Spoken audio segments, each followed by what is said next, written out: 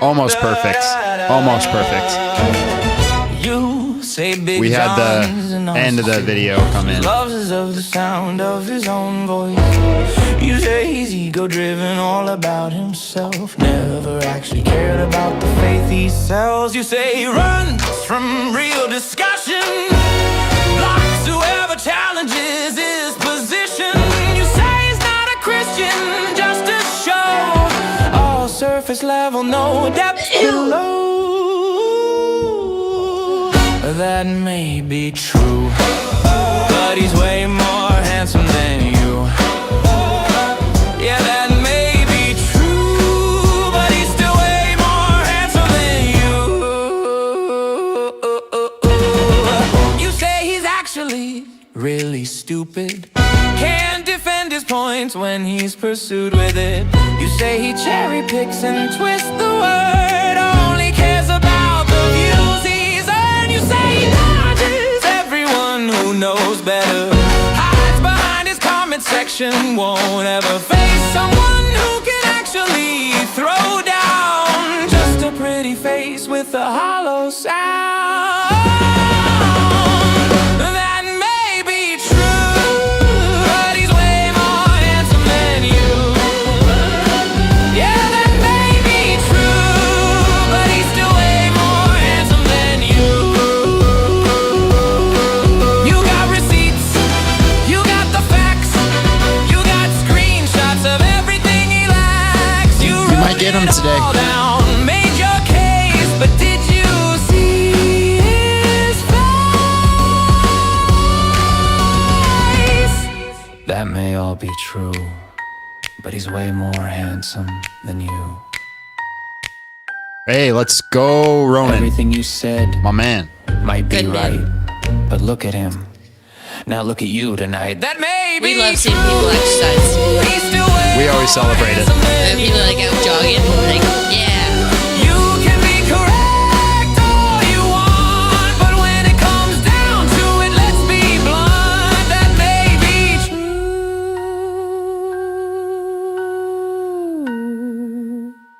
but he's way more handsome than you. What a bop.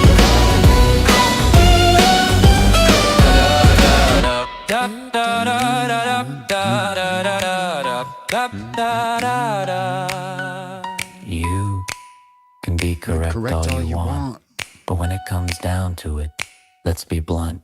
That may be true, but He's way more handsome than you.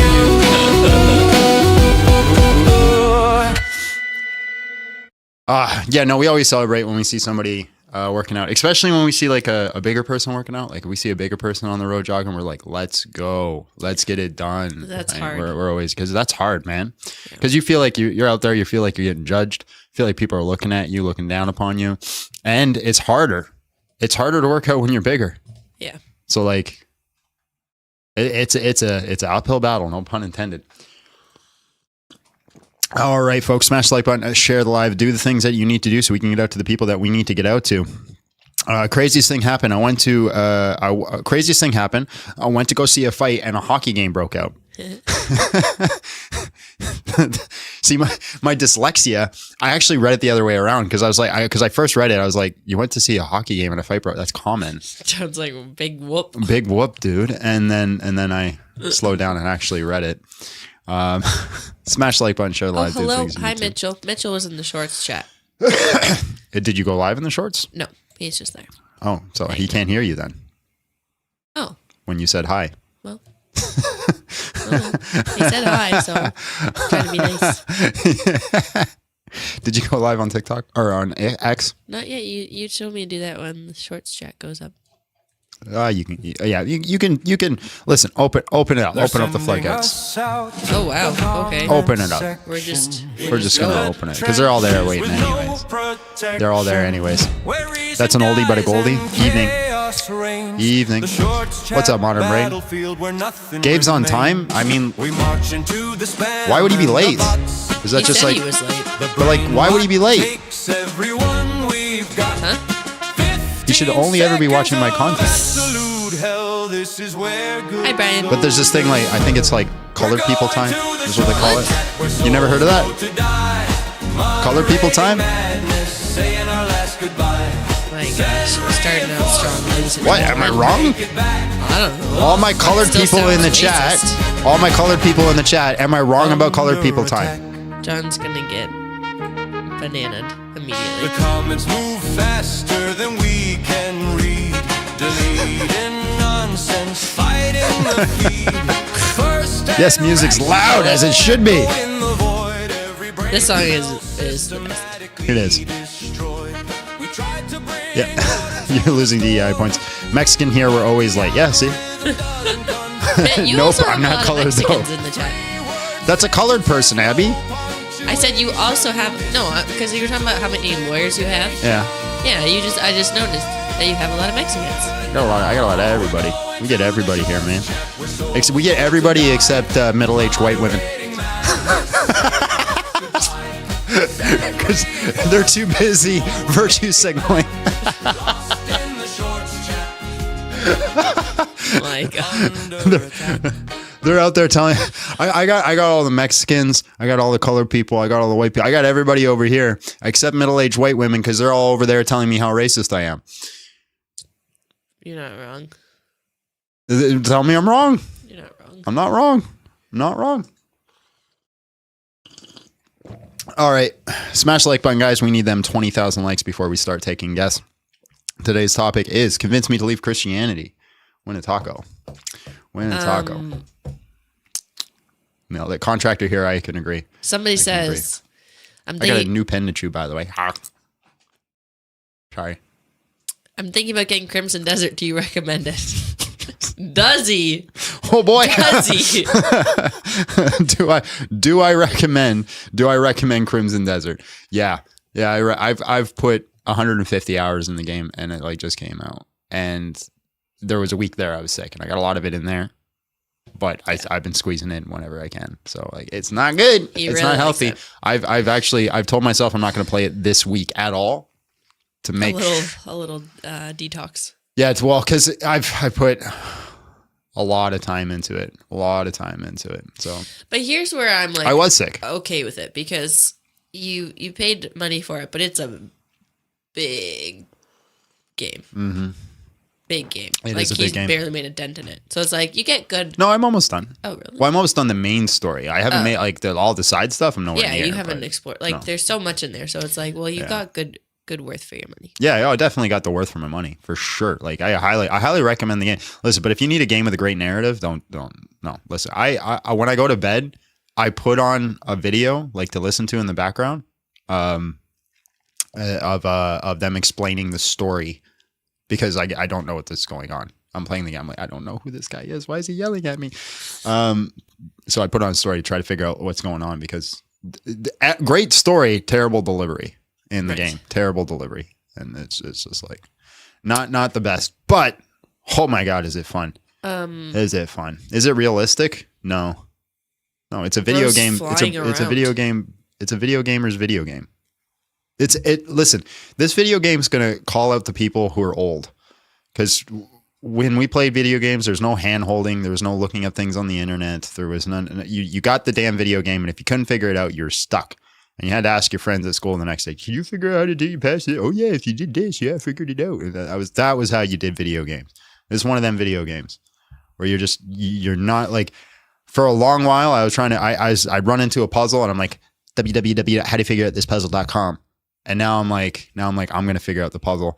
And that's why you end up with like 150 hours because I spent 3 hours on a single puzzle trying to figure the damn thing out.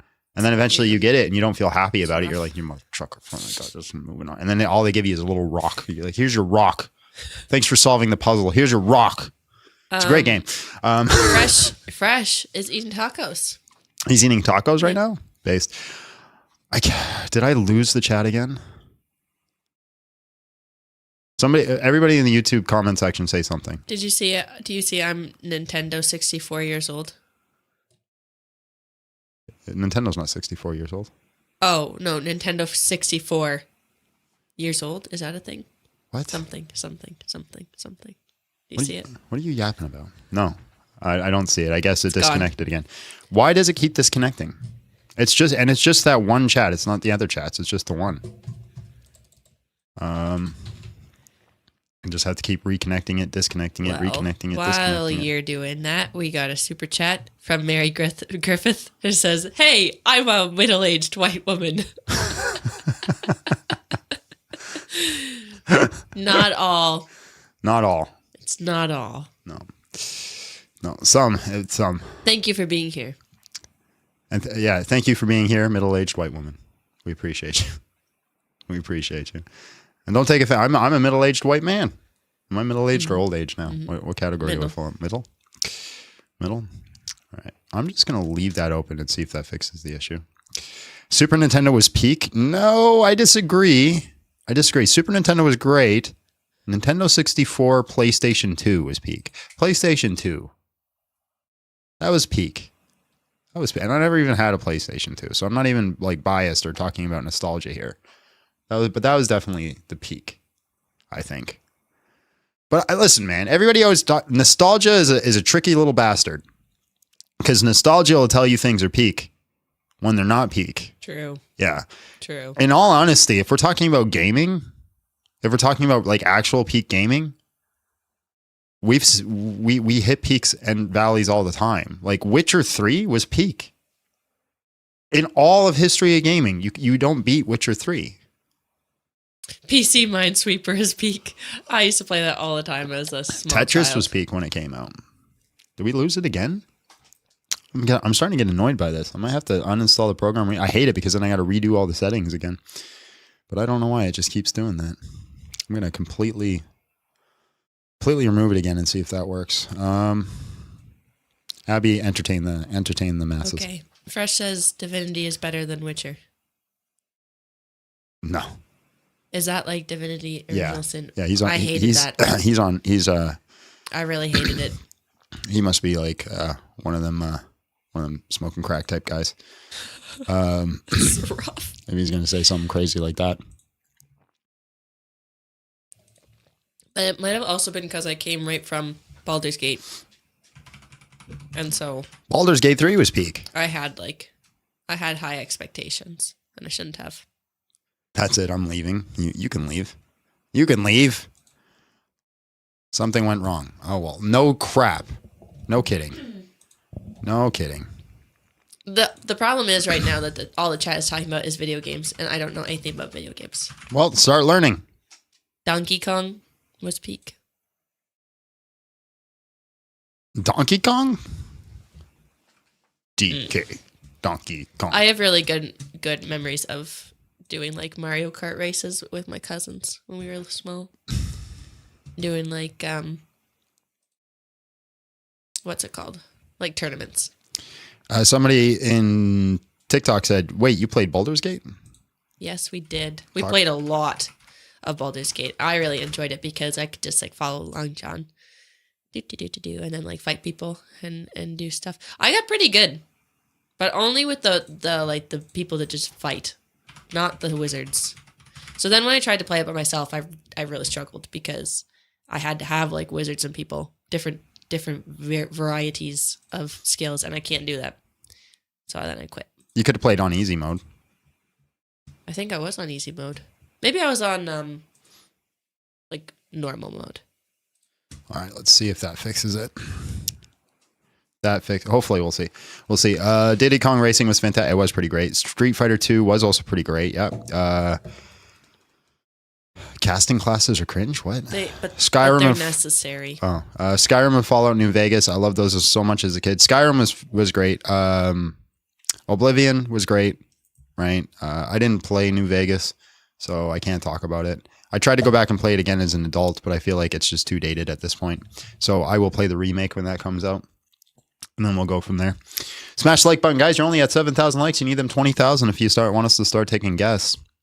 GTA San Andreas was peak. Yeah, that was pretty peak. I remember that was one of them games where you got them. You remember you having them cheat codes.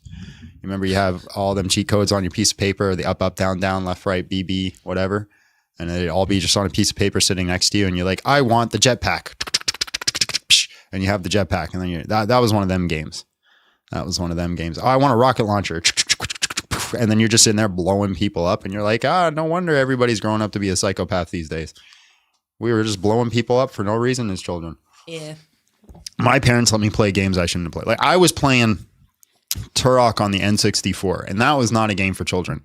Because one of the things I liked to do in Turok when I was a kid was you had this saw, and you could throw the saw and go, and Turok was cool because like you could de-limb people. So like I would try to like cut off people's arms.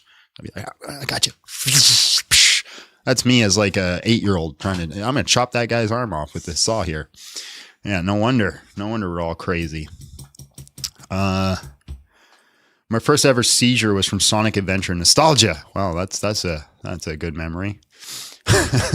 John knows full well half his audience doesn't know what Turok is. I didn't know that. Thank you for making me feel really old. I appreciate you. They're making a new one, if that counts. Violation warrant. You're gosh dang it. Your live is flagged for violent and criminal behavior. Repeated violations can result in your live being disconnected. Oops. I'm talking live restricted for some audiences. Your live contains themes that may find uncomfortable. I'm talking about video games, bro. All right. Well, we're going to restart TikTok.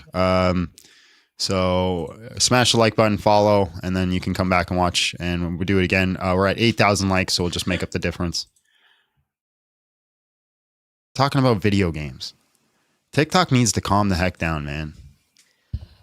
Also, good luck on your presentation, Modern Centurion. What I do about this time? I talked about Turok, how you played Turok. You had to lop off people's arms in the game. Well, I'm not on TikTok right now. But oh my God, they want everybody to be so soft nowadays. Like, my goodness, grow up. Grow up. Yeah. Here's the problem. Here's the thing. Children are banned. They're not allowed on TikTok lives. It's part of the rules of TikTok. It's part of the terms of service. You're not allowed to have children. So they're really, really stopping me from saying these things in front of adults. Oh, some adults might find that offensive. Can't they watch them? Well, kids could technically watch them, but still, it's not meant for kids. The real issue is that we have a place where adults and children all coexist with no supervision. Well, here's the thing. Children shouldn't be on dang TikTok. TikTok's actually not meant for kids. So you got a bunch of kids who are not supervised and then a bunch of adults. But that's not what they're doing. Because people don't care about kids. They unalive kids all the time. They don't care about kids. They don't want other people getting triggered or feeling bad. Grown-ass people. Oh my God, you said a word I don't like. That made me upset. John, you can set your lives to 18 plus, then that doesn't happen. You can? Ooh. Really? How do you do that? That'd be good. I might do that. How do you do that? Live quality, scene transition. I will 100% set it to 18 plus. He says in your profile settings, check audience control. Yeah, we don't. Live access polish, profile, switch accounts. Here, I'm going to show you. You tell me where to go. Where am I going? How do I switch it to 18 plus? Come on. He said check audience control. I'm 15. I love watching. You can watch on YT. Yeah. You can watch on YT. Although I hope you've asked your parents if you're allowed to watch or. So where do I go? Oh, you have to be off the live. I have to be off the live. All right, we'll be back. We'll be back. All right, I'm off the live. Now what? Now what? I would never buy my kids a Soul game. No. Like, here's the thing. My parents are very, like, and when I was in my 20s, I'm like, yeah, my parents are great. They let me play video games and listen to all the music I wanted to, and it was awesome. Okay, my setting cogs or the profile here. On your phone, go to on your phone. On my your phone. Profile.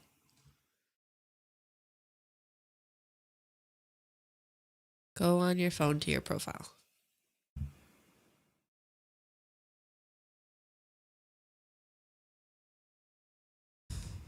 I'll go on my phone. Okay, I'm in my profile. Now what? Did I hit the hamburger symbol? And the little dots in the corner. Yeah, the hamburger I like symbol. how your instructions are coming like every 1 minute. A hamburger symbol. Yeah, Then you should see audience control. I see TikTok Studio, Activity Center, offline videos, your QR code, balance, which is going to be like $2.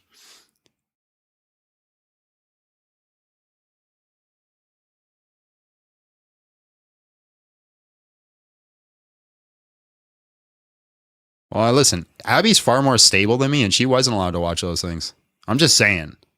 Yeah, like my parents, they got like a little bit. They were really harsh with my oldest siblings. Going to join the Discord. And then, bless.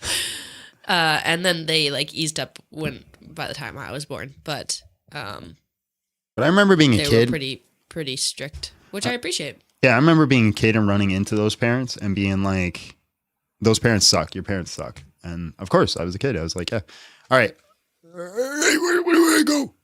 Okay, settings. Go to the hamburger, then settings and privacy. Okay. Then audio control. A hamburger. Settings and privacy. Old man. Now scroll all the way down. It's under preferences. You see audience Scroll control. all the way down. Okay.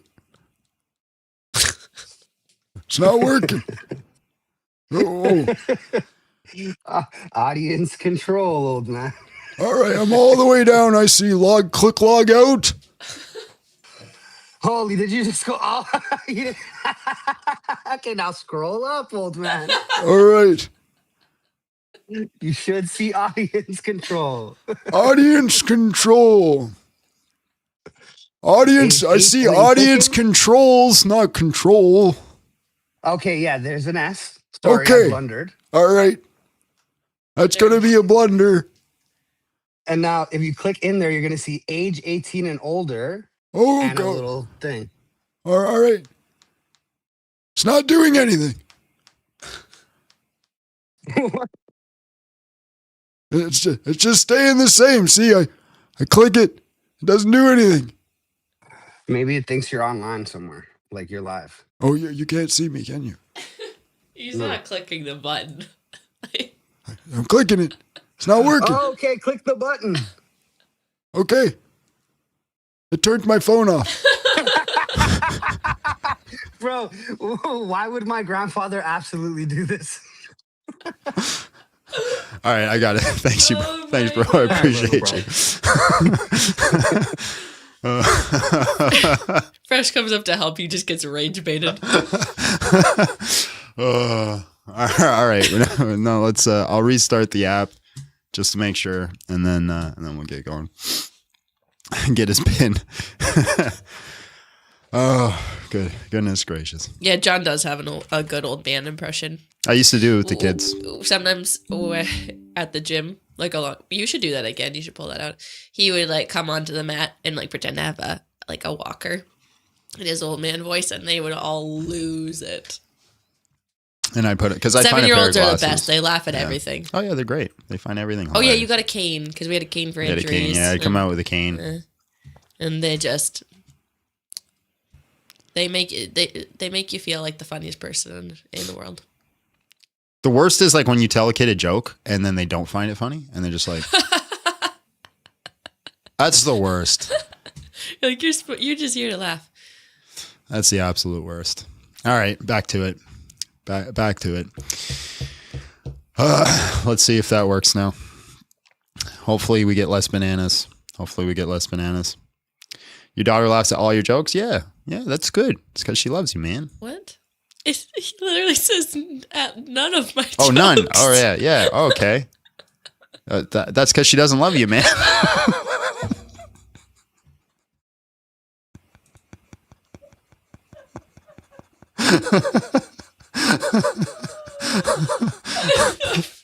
I can't even blame that on dyslexia.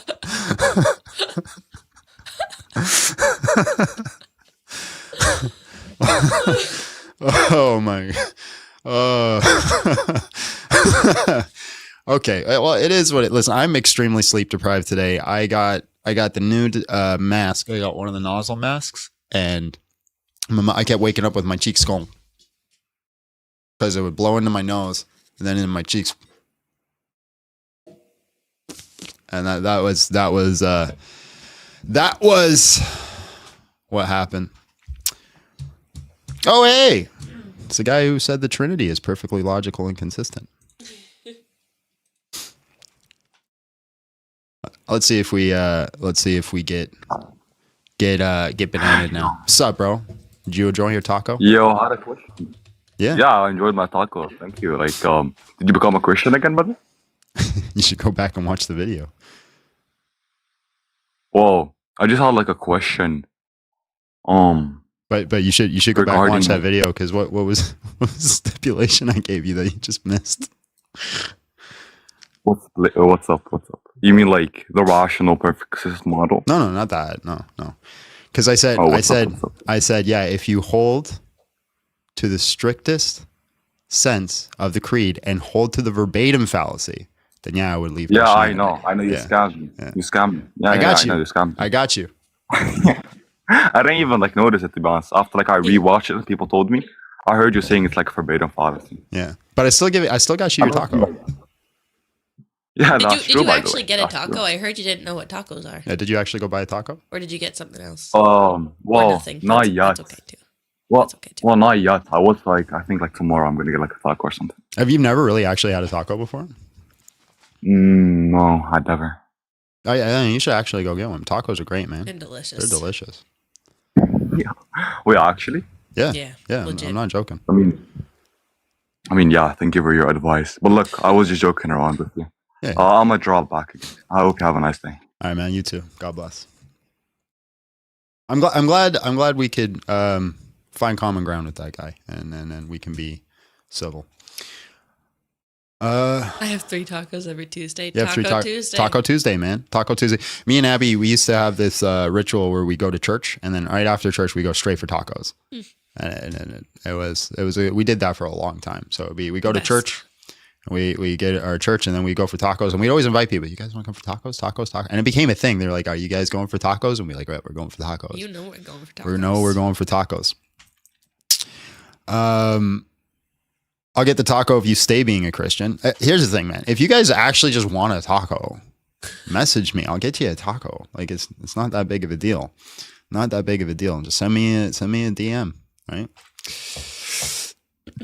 Host said he isn't a Christian given the Nicene Creed. Go back and watch it. What did I say? You weren't listening. You guys don't listen. I said if you hold to a verbatim fallacy, I wouldn't be a Christian.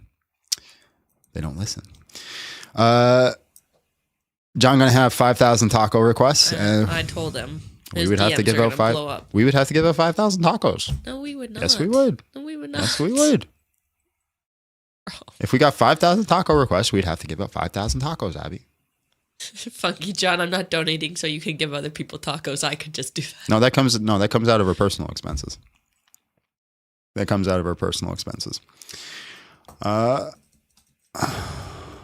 A BJS taco was promised to me 3,000 years ago. Well, you never DM'd me. There's a conditional here.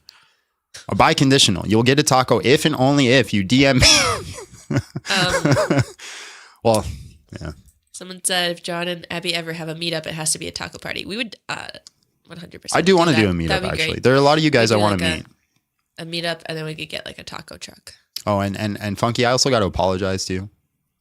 We appreciate all your support here. I'm not going to ban you. I'm just trying to incentivize other people. I just want to let you know. You're supposed to be the church. I don't want that many people inside of me. What? That's weird, bro. What? You said I'm supposed to be the church. I'm not doing that. No, thank you. No, thank you. Do I want to meet you? Not really, no. I do want to, yes. Not particularly. Freaking be nice. No. You know that you want, he literally just said the other day that. No, I don't want to meet him because then I'm going to have to sit and say, "How's it going, big guy? You having a good day?" I don't want to do that all day. That's not fun.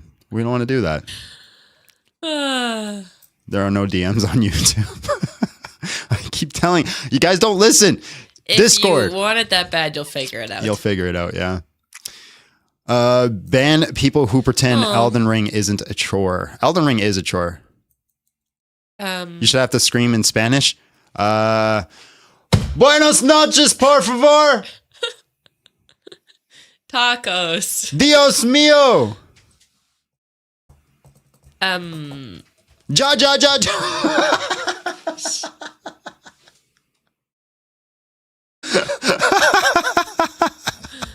Fresh says he's in our yard. Look out the window. I'm in your yard. Well, freaking Just come in. I think the door's unlocked. clean up my deck while you're out there, bro. What are you doing? What are you doing, man? What are you doing? Smash the like button, share the live, guys. We got to get it to the people we got to get out to. I don't see anybody in the queue, so. Really quick. HB Bespoke, who is making you your shield, Yeah. said there might be a slight delay because his mother-in-law passed away this weekend. Oh, no. I'm sorry, bro. I'm sorry. That sucks. That sucks. Where's the power washer? It's in the shed. I actually do have a power washer. I'm sorry, bro. Of course. Yeah, we don't worry about us. We have zero expectation. You're making something for worry. us for free. So like if I get it in 2072, like I'll be happy. Will you even be here by then? Huh? Will I be alive? Probably not. No. If they make it past 2030, it'll be a blessing. Whoa. I said, I'll be done soon. Get some lemonade ready. How'd you know he's been on a lemonade kick? That's actually weird. That's freaky. I just started. I haven't told anybody He just about that. started making lemonade. Yeah, like literally like last night. Hello, how are you? And just real quick, how old are you? Hello. Hey, good. I'm 48, Michigan. All right, bro. And I have to sorry, can you hear me all right? Mm-hmm. I am not an op. I apologize for coming up if that's not correct. I follow you. I've listened to a lot of your lives. I'm Protestant Reformed, and I do agree with most of the stuff you say, so I wanted to tell you to keep up the fight. I just I listen to some of these things. I don't know how you do it every day to listen to some of the stuff that people say. But in a world where we live in and being reformed, and I'm not sure where you fall on that, but it's just it's becoming more and more evident that end times are here. So I just kind of wanted to encourage you and tell you to keep it up. So All right, bro. Appreciate Thank you. you. God bless. Very kind. thank you. Have a good one. So if everybody keeps asking, I'm a pro-Orthodox, Seventh-day Adventist, Latter-day Saint, Unitarian. That is what I am. I'm a pro-Orthodox, Seventh-day Adventist, Latter-day Saint, Unitarian. John doesn't take compliments while you can see him squirming. I really don't. It makes me so uncomfortable. Please don't compliment me, like ever. Like the best compliment you could ever give me that I'll take is like, yeah, that was a good job. I'll be like, okay, cool, thank you. Anything outside of that makes me. Modern Brain says he loves you. Thank you.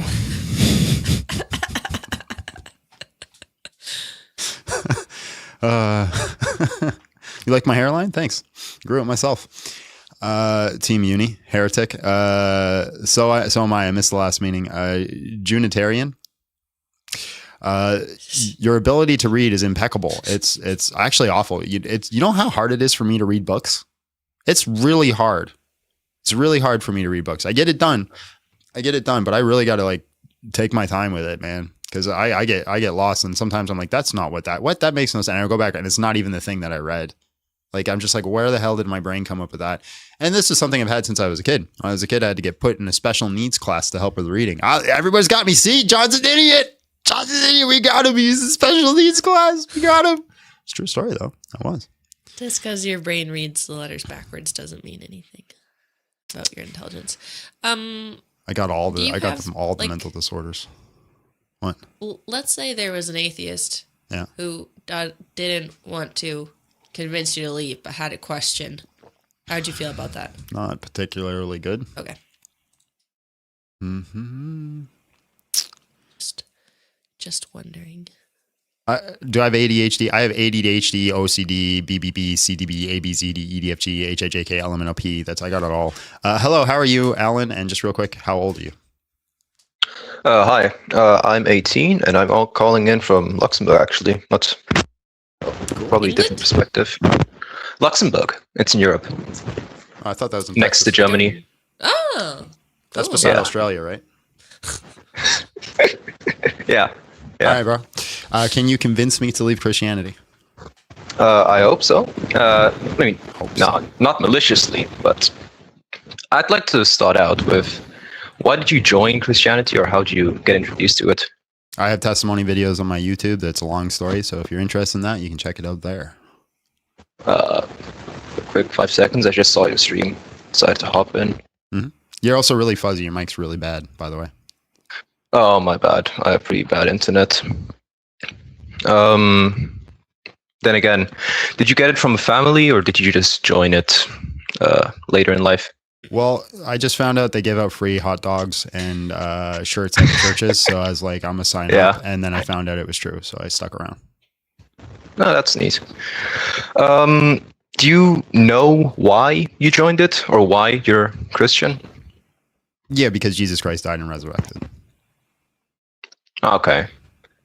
And you joined because you just think it's the truth, right? It's not like you had a hard time and you tried to. Yeah, none of that's relevant. Something. That's just what do you call it? Somebody help me out. I'm forgetting the name of it. It's the something. Come on, guys. What's it called again? It just slipped my mind. No, it's not a red herring. No, it's the. No, it's not a red herring. No, it's not semantics. No, it's not poisoning the well. No. Appeal to emotions. No, you guys got it all wrong. Get your fallacies right. Anecdotal? No, it's not anecdotal. No, but I got you. I got you. It's genetic fallacy. Thank you very much. There you go. It's the genetic fallacy. Yes. Okay, fair. But you think that Christianity is the truth, right? I think Jesus Christ. We can agree. Died and resurrected on the cross, and that's why I stay a Christian. Okay, fair. I mean, both of us can agree that Jesus was a real person, right? He was also a person that gave people knowledge about Christianity, or just spread the message back in his day, right? Can we agree on that? Mm-hmm. Yeah. Do you think that the Bible, that book, can be a definitive proof of miracles, though? There's not a definitive proof of 99.9% of things out there. You can't definitively prove to me we don't. No. What I mean is you can't definitively prove to me we don't live in the Matrix. Like, true. Yeah, you either have evidence and that evidence is justified and you're rational for holding to it, or you do not. And I think there's a sufficient enough evidence for a Christian to be justified to believe that Jesus Christ died and resurrected. Fair, but why would Jesus be the only person who has resurrected in history? Why is he the only person? I don't understand the question or why it's relevant. I'm asking why Jesus is the only person who has ever resurrected in history. He's not. Considering that he's not? No. So like Craig Keener wrote a book on miracles, and he notes about 80 resurrection stories throughout history. Most of them are connected through Christianity. Mm-hmm. Could you spell his name out? Greg what? Craig Keener. Craig. I don't know how to spell his last name. Could start with a G or a K or a P. I'm bad with spelling. Yeah, it doesn't matter. And when did you write that book? When did he write it? I don't know, like within the last 10 years. Oh, okay, so it's from this century. Yeah. Okay. I mean, I'll be honest, I can't really check the validity of those claims in that book. Did he have it peer reviewed, or how did you get those claims? You don't peer review a book. I mean, fair, but you can't really say that the claims in that book are valid if you. I never said they were. Check it with science. You just said you said why only Jesus? Do we have it recorded in history? I said no. We have Craig Keener noting 80 other records. I'm not saying they actually happened. Oh, okay, that's fair. Yeah, but that doesn't really prove the validity of them. Okay, fair. So, do you have any medical proofs of resurrections? No. Okay. Do you know why we can't really prove resurrections? Where are you going here, bro? Like, is this just a million and one irrelevant questions, or do you have an argument?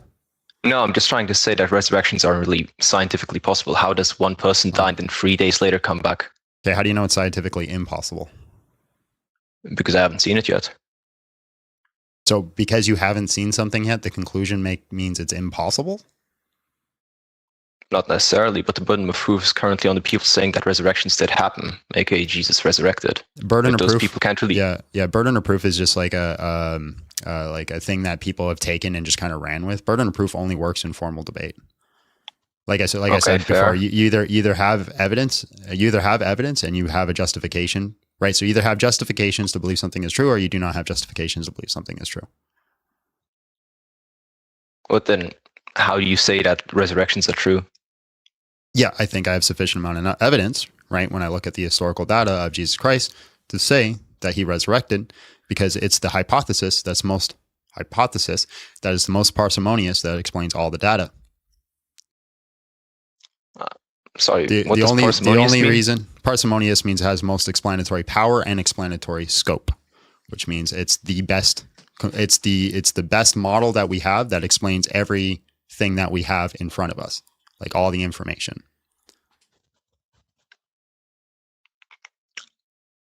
And the Bible is the best explanation of how Jesus was resurrected. Not how. What? What'd you say? Isn't that your point? The Bible is the best evidence or explanation of how Jesus was resurrected 3 days later. Well, the Bible is the evidence. How? I'm kind of confused. How does that prove resurrections, though?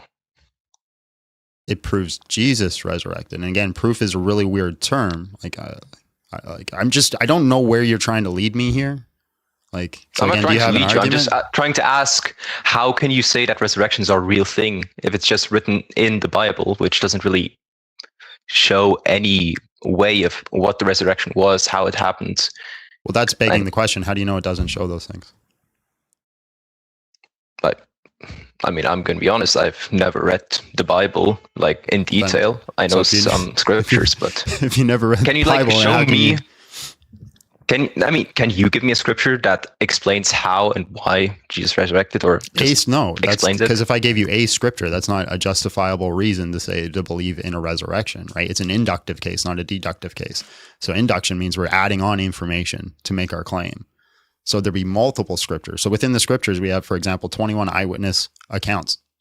We can say that the authors are trying to be honest and truthful based off to how it correlates with other bits of history. And things like undesigned coincidences and automatic congruence. So basically, let me just like sum it up here. To try to take like hours of information and put it like in a minute, go watch a debate between Bart Ehrman and Jimmy Akin. Bart Ehrman is the skeptic here. Jimmy Akin is the Christian. Jimmy Akin makes a very good rhetorical point where he points on the screen all the things they agree about Jesus, right? So like Jesus existed. He had 12 followers. He actually preached on the Sermon on the Mount. Pretty much 99.9% of the things that are said in the Gospels, they all agree are true and actually happened historically. The things that they disagree about are a few things that they might think are like contradictory, right? And so this would be like the 1%, and then his miracle claims. So the scholar Paul Rhodes and Gregory Boyd call this, they don't call this. They note that this is called the principle of analogy. Basically, when you're looking at history, the principle of analogy says, if I don't see it happen today, I can't apply it to yesterday, which doesn't work. Because if we had, for example, 1 billion confirmed documentations of testimony of the resurrection of Jesus Christ, I think it'd be rather foolish to say, well, he can resurrect because of the principle of analogy. So I don't think that really works. I think the data is overwhelming, right? Because we have more documentation about Jesus Christ than the vast majority of people in history. And that data, I mean, that's documentation about Jesus Christ being a person. It's not really documentation about the resurrection. All of that comes from the Bible being one source of information. It's a combination of books, sure, but it's not one source of information. It's several documents. No, yeah, nobody who does history or does biblical scholarship considers it one source. Fair. But do we have any other sources outside of the books that are in the Bible? Why do I need sources outside the Bible? Because you have more people corroborating that evidence. Yeah, if I had another source that was a really good piece of evidence that Jesus Christ resurrected, as a Christian in early Christianity, I would take that source and put it in the Bible. So you have this infinite thing where it's like, oh, I always need a source outside the Bible. Well, the Bible's not a singular source; it's multiple sources.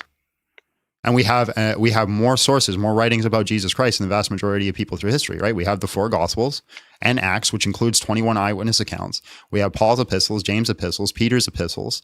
Who else's epistles am I missing? So we have those guys that are within the Bible. And then if we did want to include extra biblical stuff, right, we have Josephus and Tacitus. That's way more than enough for any historian to include these events happen. Vast majority of historians conclude events happen through history through one or two documents. Yeah. Are all of those people in the Bible followers of Jesus, or also some of them just not followers of Jesus, but they wrote about the happenings? Paul was not a follower of Jesus, and he wrote the vast majority of the New Testament. He became a follower of Jesus when he was convinced of the resurrection. Did he publish them after or before he became a follower? After? Like his writings after? Yeah. And can you prove that he didn't believe in Jesus before he wrote those? You expect him to write documentations of him being convinced of a resurrection before he's convinced of a resurrection? No, I'm saying that if he was already thinking well of Jesus, or was already a follower of him, he would probably write in favor of the... He was literally killing Christians. Unaliving! Don't get mad at me, TikTok. He was persecuting and unaliving Christians. And we have testimony of Luke about that. I mean, yeah, but hypocrisy has been a thing for forever. If he kills Christians, that doesn't really... But, dog, that's what you asked for. That's the evidence you asked for, and then when I gave it to you, you're like, yeah, but people are hypocrites. Why did you ask for that evidence if you're going to reject it? No, my question was about if he was a follower of Christ already back then, he would probably write in favor of the resurrection happening. You asked me if there's any evidence that he wasn't a follower of Christ before, and I said yes, and you said, yeah, but people are hypocrites. So why did you ask me for that piece of evidence if you're just going to reject it? Oh, yeah, no, I see your point. Yeah, that's fair. Do you see some of your bias coming out here?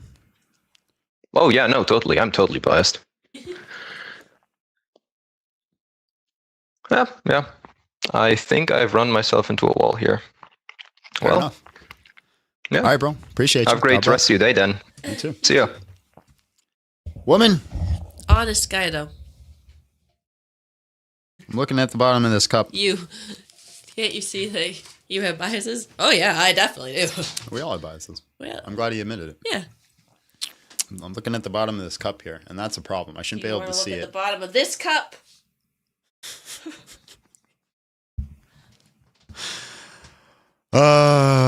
Smash the like button, share the live, ladies and gentlemen. Let's get going. Today's topic has convinced me to leave Christianity, win a taco.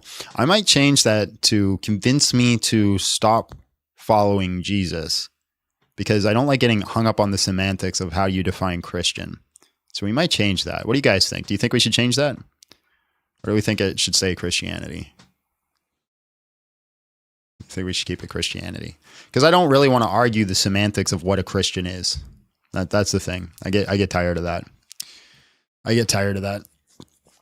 One guy says, yeah, a whole bunch of times. Abby, can you do... Bless you. Can you do a poll on if we should change the topic to convince me to stop following Jesus, or convince me to leave Christianity? Okay. Yeah. Okay. Well, no, hold on, because then Muslims are going to be up. Well, you could be a Muslim and still follow Jesus.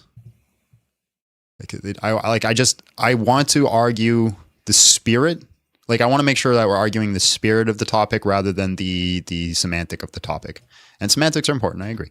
But I want to say there's got to be a way of putting the title that forces people to argue the spirit rather than the semantic of the technicalities. So how do we do that? I need you guys' help for the title on that. Put up the Trinity. You must be new here. My least favorite topic to argue out of all time is the Trinity. I took a bath last night, and I got my book on aspects and the Trinity, and I was reading it in my tub, and I almost drowned from being bored. Like, oh my God, freaking bunch of nerds. I hate philosophy with a passion. The only reason I study it is because of this job. It's really the only reason I study philosophy is because of this job. But I do hate it with a passion. My God, it's the most boring crap in the whole world. Yeah, for all x, if x is p, then you'll notice that p is equal to L, but L is not equal to P because the predicate of the conjunction at this point, the conjunction is of A and of P. But then if we don't look at the conjunction, we have a disjunction here, which means it's either and or. So if one of them is true, then the whole statement has to be true because it's an or statement. But the nerd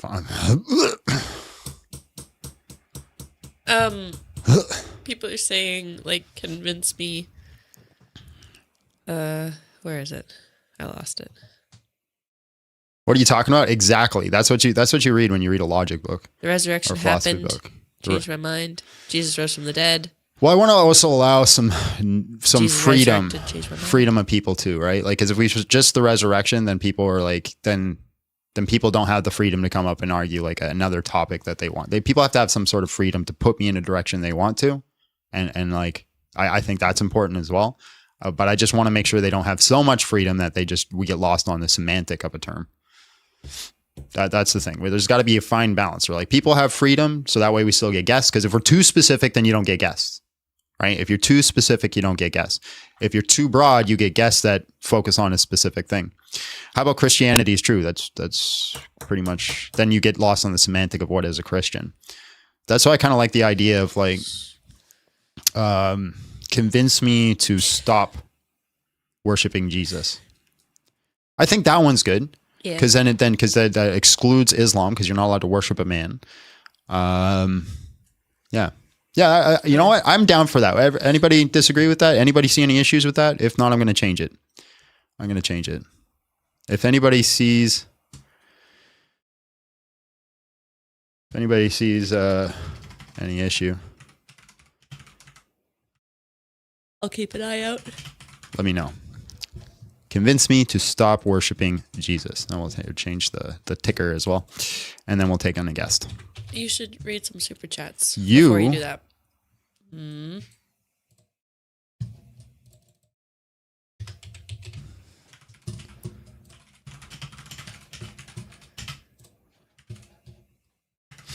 I was going to say something clever, and then I just wasn't clever enough.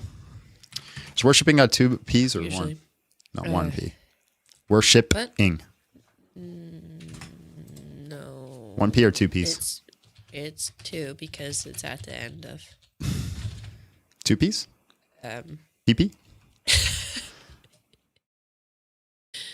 I guess. Oh, I guess you can do either. You can do either? Yeah. Okay.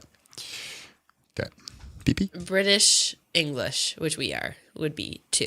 Yeah, well, most of our audience is American, so Because they're going to come double- up. You're spelling that wrong. We double letters when we add a Spell it in American. suffix. It's true. We also spell color different. What else do we spell different? Yeah, but the U in color is top tier. Better than just the O. It looks better. Now I gotta hold on. Last thing, ladies and gentlemen, last thing, and then we'll really get cracking. Here. Okay. We're good to go. Let's bring in a guest. Bringlish.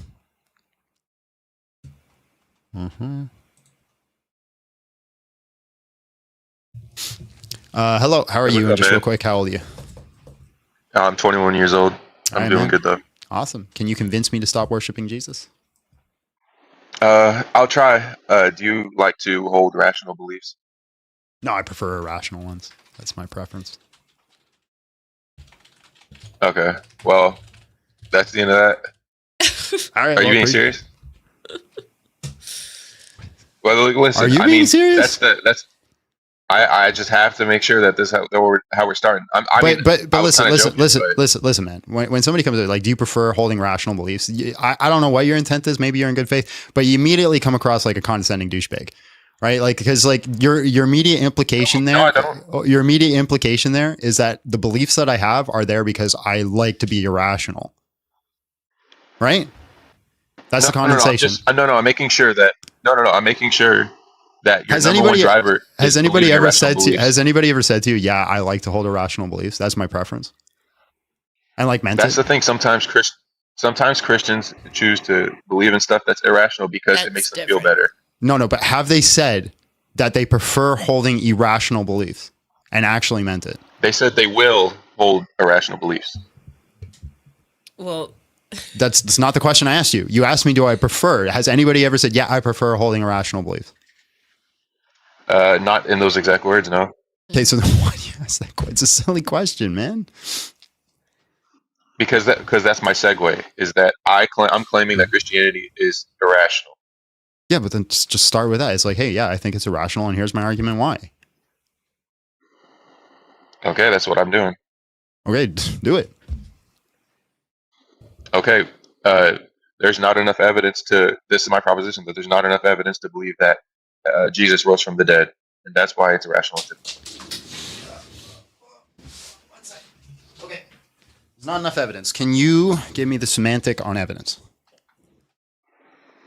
I guess there's testable, provable, and some way measured. Isn't when you say provable, isn't that just a synonym? Like a proof is be like when it's like 100%, right? And evidence is something that moves towards a proof. So you wouldn't be able to use something that's logically reliable based on our senses. So something that we know to be consistent using our senses. So evidence is something that's logically reliable using our senses? I don't think that works. How does that work? That's it. Well, wait, why wouldn't it work? What are you saying? It just seems like an incoherent sentence. Logically reliable based off our senses. So what does our senses and logic have to do with each other? Because we know the world based off of our senses, right? But what is logic? Are you saying that logic is contingent on our senses? No. Logic is the epistemology we use, but the only information we can gather is from our senses. Yeah, we gather information, but logic is not contingent on our information that we gather, is it? The arguments are dependent on logic. But I'm saying the evidence itself, though, you can only gain through your senses. Okay, so okay, what's your semantics for evidence again here? Like, I'm very confused. Okay. I just explained. I don't understand where are you getting caught up at? Just give me the definition again. Evidence is what again? Just evidence is something that follows the line of logic, but that can be observed through our senses. Follows the line of logic and can be observed through our senses. Yes. Okay, a unicorn follows the lines of logic. We can't observe that through our senses, so that doesn't exist. Bingo. Okay, so follows the line of logic and can be observed through our senses. So then, correct. Can you observe any historical event through your senses? You can observe the things that come from those historical events. Yes. Okay. So like yeah, rock matter from Pompeii, we can test that, and we can look at the visible evidence that Pompeii occurred. That's how we know that it occurred. Yeah, that'd be like an archaeological evidence, sure. Would you only include archaeological evidence historically? Historically, no. I mean, there's also like DNA evidence that you can still use. That's historically. I mean, that's DNA evidence. That's under category of archaeological. So, what other evidence would you say would be? Well, I'm asking you. I'm asking you if that's all you include based off your definitions, like what you can observe. So I can observe Pompeii, right? I can find it. I can see that it's covered in ash in a volcano, or I can see that it's covered in ash and destroyed. But like, how would I make the conclusion of like how it was destroyed? Well, because you would see the people and it, they're suddenly frozen in time and stuff like that. But I'll say this too. There's also the amount of evidence that you need for certain claims is also to the magnitude of what precedent that claim sets. We haven't even figured out what evidence is yet. We can't jump to like the magnitude of evidence or how we quantify it. We're still trying to figure out what evidence is. Because like, again, let's say I run into a destroyed temple, right? I have archaeological evidence. What can I conclude with just archaeological evidence? If all I see is just a temple and it's just destroyed. I guess that it's been destroyed. That's the only thing you can conclude, I guess. Yeah, so then historically, I can't make any sort of claim of like how it was destroyed, because all we're relying on is like archaeological evidence, right? Well, what other evidence would make you obviously, if it was destroyed by something and you were able to come with that conclusion, there'd be other evidence there. If there's a big boulder that was in the middle of the temple, that's also archaeological evidence that you'd be like, this boulder probably crushed this temple. And how did the boulder crush the temple? Did it fall off a mountain, or did somebody throw out the boulder at the temple? That's also it's also contingent on what kind of evidence is there.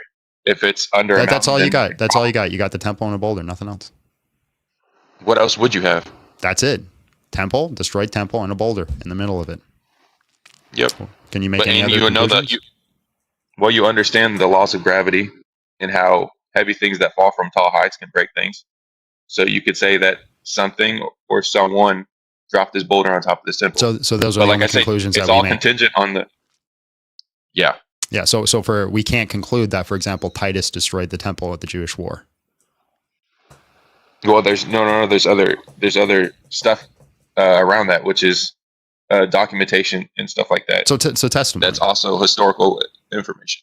So testimony. Yeah, I guess so. Yeah. Okay, I mean, everything written down is testimony to an extent. Yeah. So testimony is considered evidence. Corroborating evidence, yeah.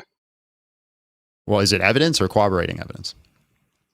I don't think it could be your baseline for everything, but it also depends on the magnitude of it. Is evidence, yes, that's what I'm saying. It is evidence, but it also depends on what the claim is. Yeah. Can you believe? So let me ask you this. Hold on. I don't want to get into analogies just yet. I just want to, if testimony is evidence or is not evidence, or it does that for testimony to be evidence, it requires another property.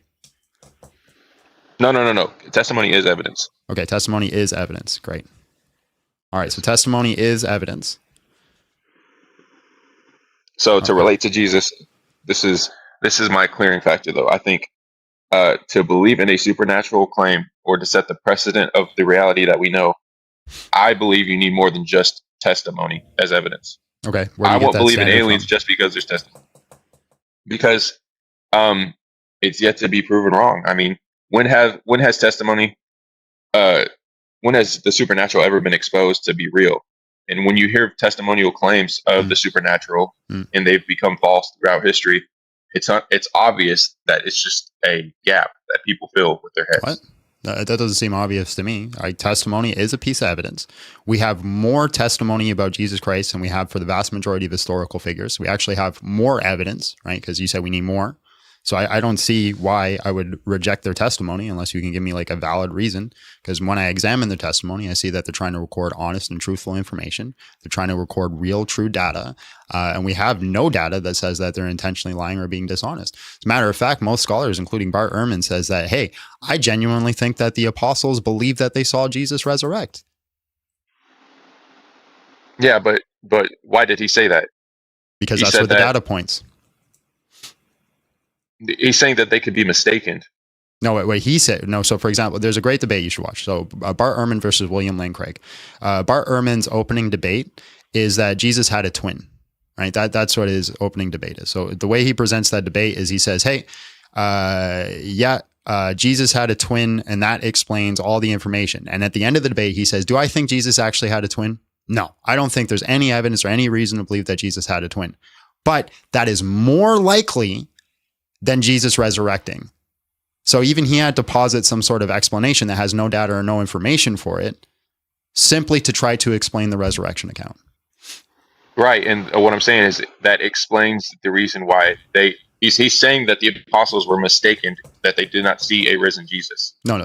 What he's saying is that he thinks miracles are so unlikely that he can posit a hypothesis that has zero data, and that's still more likely. And I think that is a problematic view when you're looking at epistemology. That's not what he was arguing. Did you watch it?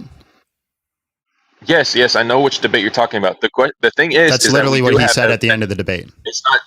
It's not zero evidence. We have evidence that you're saying. Hold on. Are you saying that Bart Ehrman thinks that there is evidence that Jesus has a twin brother? No, I'm saying he's implying that we can use evidence from outside of the story itself to prove that it's way more likely. So let me give you an example. No, that's not what he argued, my friend. Listen, you can make that argument if you want, but that's not what he argued. He argued that Jesus having a twin brother is more likely than him resurrecting. Just based off of, he's basing that off of priors. He doesn't think miracles can happen. Yes, that's what I'm saying, is that twins exist. We know that there's evidence that we can show you that shows that twins exist. Yeah. We know that people are mistaken, which means that there's evidence that occurs too. What you're saying is that there's a new precedent that somebody came back to life from dead. We don't have any prior evidence of that, but we have prior evidence for every. If you reject the prior evidence, you'll never have prior evidence. You're talking about Lazarus? No, I'm talking about Jesus. If you always reject the first account, then you don't ever have prior evidence. Now what I'm talking about is just strictly priors, where your prior conceived disposition is towards something. Now, Bart Ehrman doesn't think that miracles can happen because of the problem of suffering. So therefore, he has a bias to reject miracles. But here's the thing. If God exists, could miracles happen? Sure. Yeah, so if God exists, miracles could happen. So that means that if there's an equal prior here, unless you could show me that's logically impossible that God cannot exist. Okay, yeah. So, to talk about Jesus being the example of resurrection, right? We have no medical records that he was dead and then he came back to life. It's just testimony saying, hey, he was. A medical record is just testimony. You said we don't have testimony, and then we had testimony. Medical records are just testimony. But a medical record is something that shows you stuff like, is he still breathing? Is his heart still beating? Yeah, and that's all the testimony of the doctor. See, no. See, I mean, you're trying to group these up like they're equal. The testimony of a doctor is not the same as somebody claiming that someone came back from the life, or just a person saying something. No, either testimony is evidence or is not evidence. You haven't given me a reason why I should reject the testimony of the apostles. I'm saying you shouldn't reject it. It's just it's not enough evidence. You're claiming you're believing that a supernatural claim should never be believed on nothing but testimony. Yeah, why can't I do that? Because it's throughout history it's been proven to be the wrong way to think. So I'm asking you, why are you changing the precedent? That's a claim. Can you substantiate that? Well, think about literally think about any civilization. The Egyptians, they believed in a sun god, and they believed in that a belief system is not a testimony. No, what I'm saying is that it's the God of the gaps kind of argument. It's not God of the gaps. No. Give me a reason why I should reject testimony.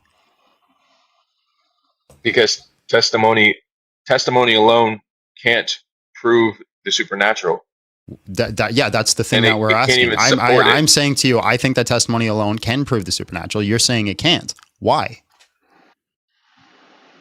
Because I'm saying it's irrational. But let me ask you this. Let me ask you a straightforward question. Yeah, I know you're saying that it's irrational. Give me a reason to believe it's irrational.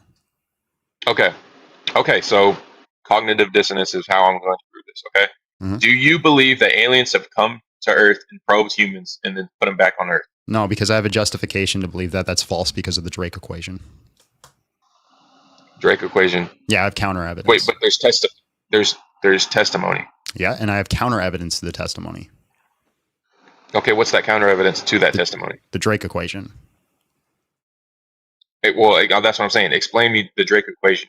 Yeah, the Drake equation takes all the data points that we know about the universe and then talks about the likelihood that an alien could even visit us in the first place. And it's so astronomically low that I'm just not convinced that they had experience with aliens. Now, what I'd say is with their testimony is that, hey, maybe they probably experienced something, but I also haven't examined their testimony. I haven't looked through it. I haven't looked at the data to see, hey, if it's 100% true, 100% false. I'd have to examine the testimony to see what they're trying to get across, how they're trying to get it across. Right? What's the information? How does it line up with other situations around them? And if I did that, and let's say it was a 1-to-1 comparison with Jesus Christ, then yeah, I'm going to have a big problem on my shoulders, right? If I examine the testimony, let me finish. If I examine the testimony of people who experienced aliens, right, and I don't have counter evidence like the Drake equation, and I examine the evidence of people who did the resurrection of Jesus Christ, and I notice there's a 1-to-1 comparison, you're 100% right. I'm going to have to wrestle with that. That's going to be problematic. What isolates Jesus from aliens in the Drake equation? What's the isolating factor? Yeah, Jesus doesn't fall under the Drake equation because it's not incorporating. Like, the Drake equation would include things like, what is the probability of like aliens developing a society at the same rate that we've developed, right? Or even ahead of us? What's the likelihood that they're able to pick up our radio signal? What's the likelihood that they have the means and mechanism to travel towards us? What's the likelihood that they have the desire to actually want to come towards us? And we have a whole bunch of information. We have a whole bunch of priors. We have a whole bunch of data based off our own real world experiences on how that might operate. And every time we take in this information, it lowers the ability, right? We have hypotheses that aliens are us. I understand. Yeah. I understand. I'm asking you why. So is there probabilities for a God existing and him having reason and purpose to come to the earth and then resurrect? That's what I'm asking you. How is that how is that more reasonable than an alien? Yeah. So it's a good question. So if an all-loving God existed, right, would you expect that all-loving God to interact with his creation? I don't know if I can say that. You wouldn't expect an all-loving God to interact with the thing that it created? Well, if that's what considers love in that universe, then sure. But that's also like, you know what I mean? That's fitting the world for what you're expecting. No. How do we know that? Like, if God made it so that love is leaving you to be on your own in a universe like that, then he would do that. I'm saying we have an idea of what love is, okay? And so you're setting that on God beforehand. So in the Christian paradigm, right? It's an eternal critique here, right? The definition of all loving just means to be selfless, right? To do only for the sake of creation. If that God is all loving, what is the let me change it. Instead of saying, would you expect to see that God interact with the creation? Let's say an all loving God exists. That's world A. World B, an all-loving God doesn't exist. In world B, what's the likelihood of an all-loving God interacting with his creation? When you say interacting, I mean, you've heard of the evil God hypothesis. Doug, can you I don't even think you're listening. World B, all-loving God does not exist. What's the possibility it's going to interact with his creation? That's I mean, it's just illogical what you're asking me. Like, it doesn't that's what I'm saying. The parameters of love is like, that's not something that the all-loving God does not exist in world B. What's the likelihood it would interact in its creation?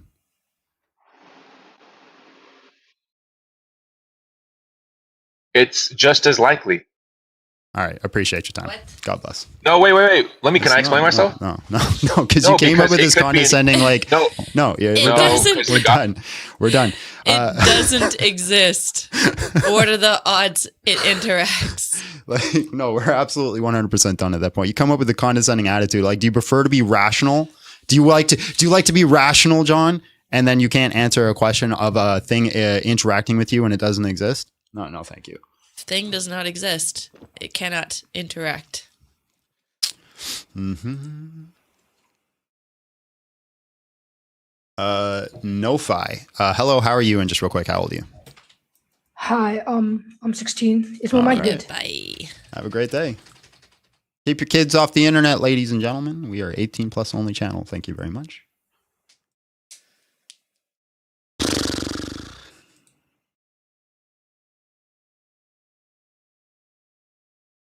Mm-hmm.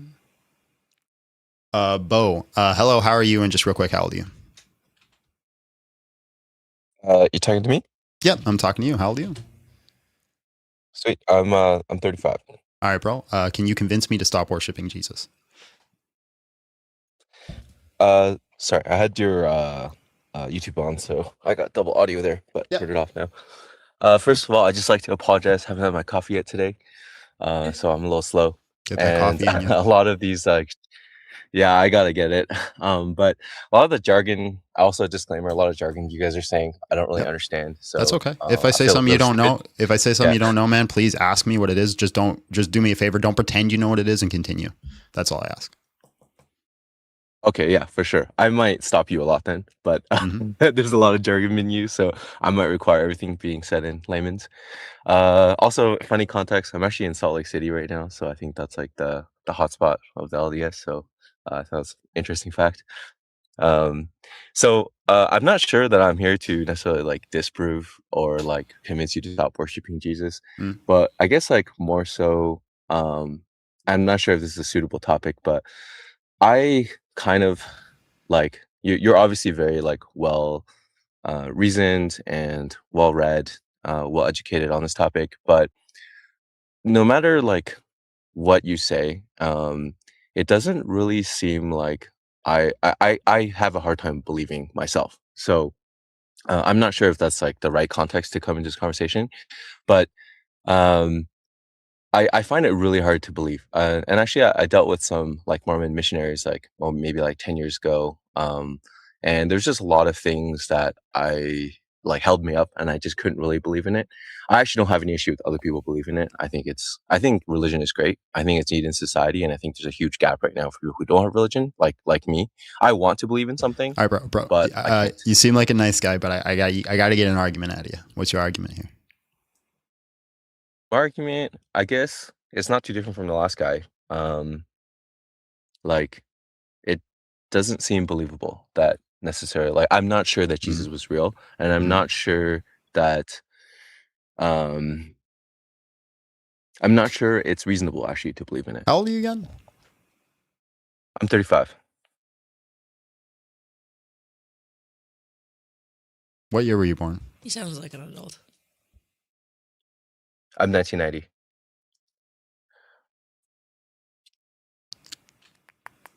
Yeah, he'd be turning 36. No, I'm 91. I'm 35. Yeah, in August I'm turning. Yeah. You just sound young, and everybody in the chat saying you were young, and that you almost said you were 16. All right, man. I'm gonna take your word for it. Okay. Yeah. So you're not convinced. Congratulations. Like, and I'm not trying to say that sound rude, but like you not being convinced doesn't move us anywhere. I guess like, are you able to describe in really simple terms like why you're convinced that Jesus is real? Like, assuming that's the basis that you're, believe or worshiping, right? Yes, that's the basis, right? You think. Yeah, so can you describe in really basic terms like why you think that's real? So the reason I think that Jesus Christ died and resurrected is because of Matthew, Mark, Luke, and John, and the book of Acts, and the information that's recorded in there, and the 21 eyewitnesses, the automatic congruence, the things that they get correct about history. These would be reasons that I would say. Basically, we call this the historic reportage model. And if I say, hey, this is true of event X, like if this would be enough information to prove event X, then why should I not believe that it would prove event Y? I need some sort of symmetry breaker. So if I understand correctly, there's these historical texts or accounts that have accounted that the existence.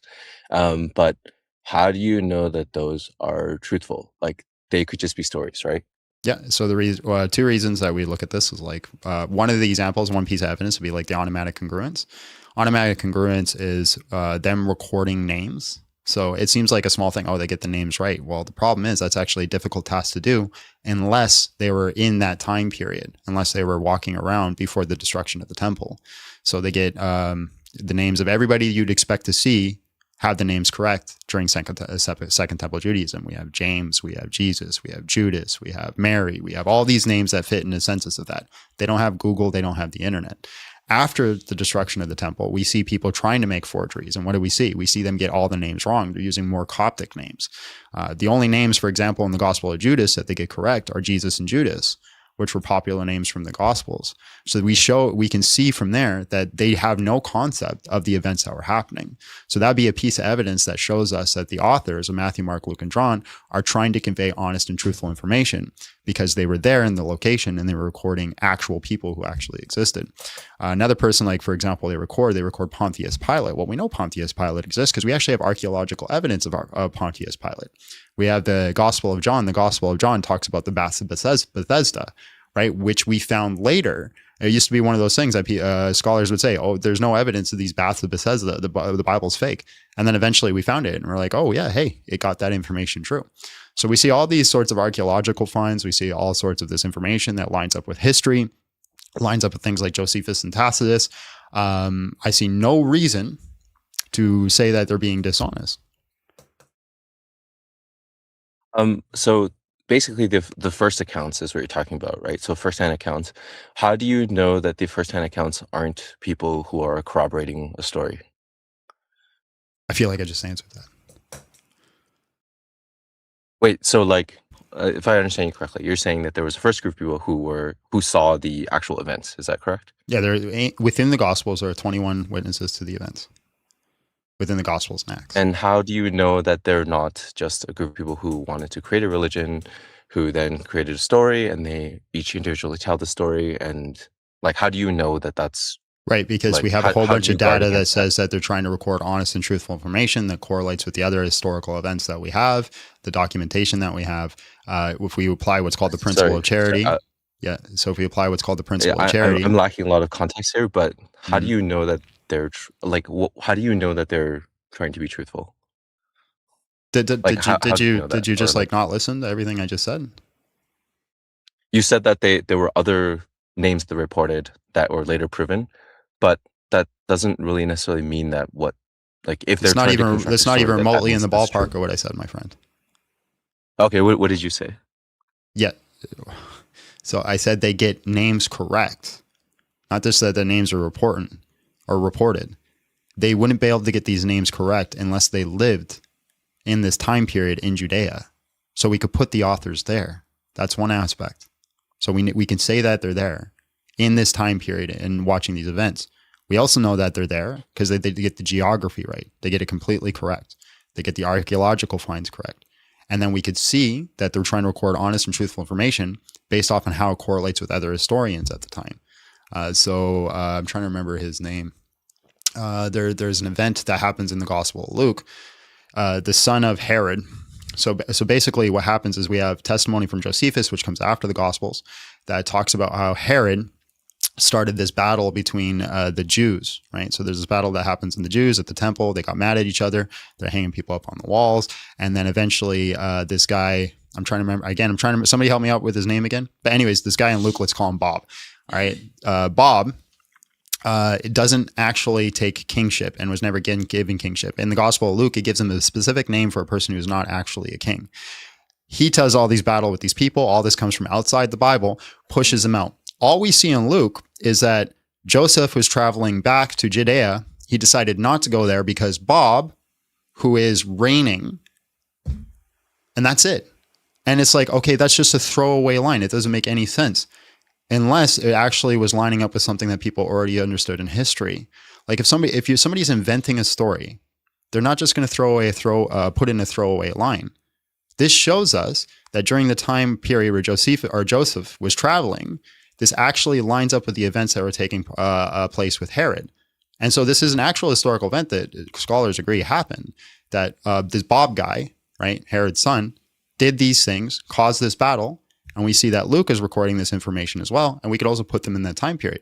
So they're recording honest and truthful information. We have a whole bunch of these things, right? One of those maybe you could throw away. Two of those you could throw away. If you read Mirror and the Mask by Lydia McGrew, she notes like plus 50. There's like more than 50 of these type events that happen, these small, truthful events that are really hard to get right unless you were actually there. Archelaus, thank you. Yeah. So you have all these things that show that they're trying to record honest and truthful information. I see no reason to say that they're being dishonest when it's talking about the resurrection story. Okay, it seems like I do need to do a lot more research. So because like all of this flew over my head, but from what I could understand, is what you're saying is that these are. I'm gonna find his name. Hold on. Keep going. Yeah. So from what I understood from what you said was that there's these people who are provably in that time period because they recounted other provable events, and so they clearly existed. But that doesn't necessarily, I think, touch on exactly what I'm saying, because what I'm saying is not necessarily like these people didn't actually exist in that time frame. I'm saying that how do you know that they're not all corroborating another story in addition to everything else that they experienced. All right, man. Well, I'm going to move on because it doesn't sound like you're paying attention to what I'm saying. I just give you all these reasons why we think that they're being honest and truthful, and you just keep saying, well, how do you know they're not lying? Right?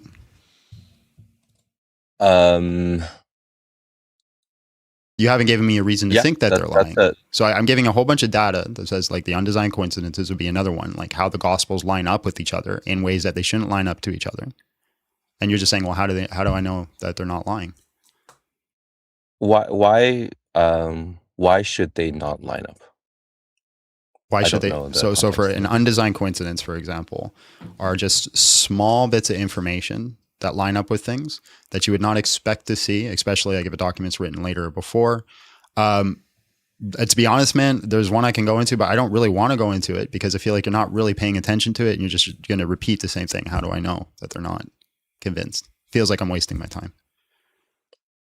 Well, sorry to make you feel that way. Well, part of it is just I'm not well as educated as you are on the topic, and so I'll go do some more research. But I think I still feel like the concern is valid, which is that like I think there needs to be some sort of, I think that's where a lot of people get caught up on, is that, and me included, which is that it doesn't actually necessarily, like these things doesn't actually make it any more believable.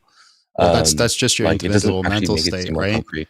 Because this kind of information, if it's any sort of non-supernatural event, would be astronomical. No historian would even say that these events didn't happen. The only reason, again, they deny these events is because, again, the principle of analogy. So you're just telling me that you're not convinced. I mean, like, congratulations. But I'm applying the historical method to the death and resurrection of Jesus Christ, as we do for all these other methods. And I come to the conclusion that, yeah, he resurrected, and you just kind of saying, nuh-uh. Not quite. I don't think you're quite understanding my position. It's like you can't, like if you start from a clean slate, like you can't rule out that there's no consideration that this story might be made up, right? And that's sort of like where this position is coming from. That's like saying you can't rule out the fact that you're a brain in the vat, so therefore I can reject that reality exists. Yeah, sorry, that blew over my head too. I'm not well studied on these metaphors and stuff, so yeah, sorry. This conversation is a little above like my understanding, so I can't really hang. But I do want to know more, and I actually do want to believe in religion really badly. I think it's something we really need in society right now. I'm going to show you. Really I'm going to show you a designed coincidence here, and then we're going to see if we're being genuine. 1 second. Let me find one I want to show you because there's a lot of them.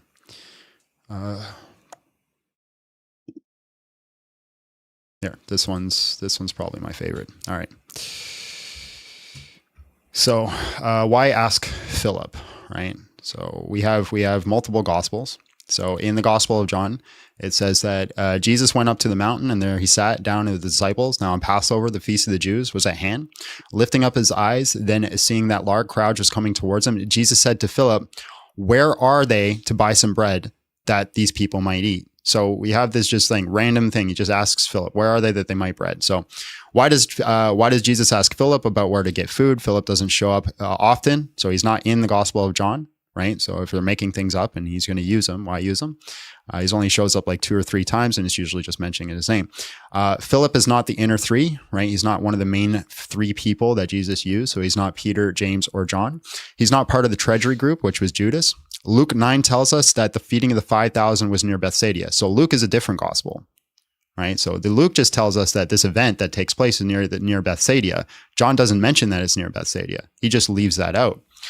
On their return, the apostles told them that they had done, and they took with them and withdrew and apart to a town called Bethsaida. This is Luke, right?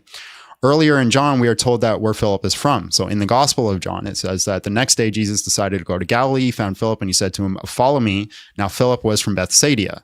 So we have John mentions that Philip is from Bethsaida. John mentions that, hey, where do we go buy bread? But John never mentions that they are anywhere near Bethsaida. Them being near Bethsaida is only ever mentioned in Luke.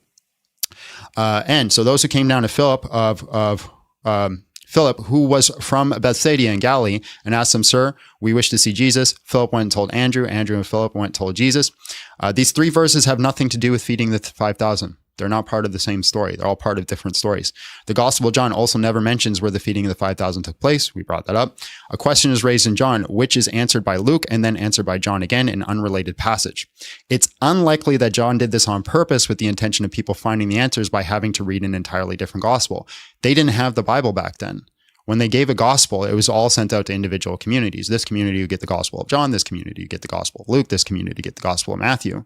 So for a long period of time, people reading John, they have no answer. They have zero answer on why he asked Philip. You have to go read Luke to understand this. So it's unlikely that if they're inventing stories or they're making it up, that they would leave such large gaps. But this is something that you would expect to see if somebody's recording true information, right? If John was there and actually witnessing these events, he's just going to record that Jesus asked Philip.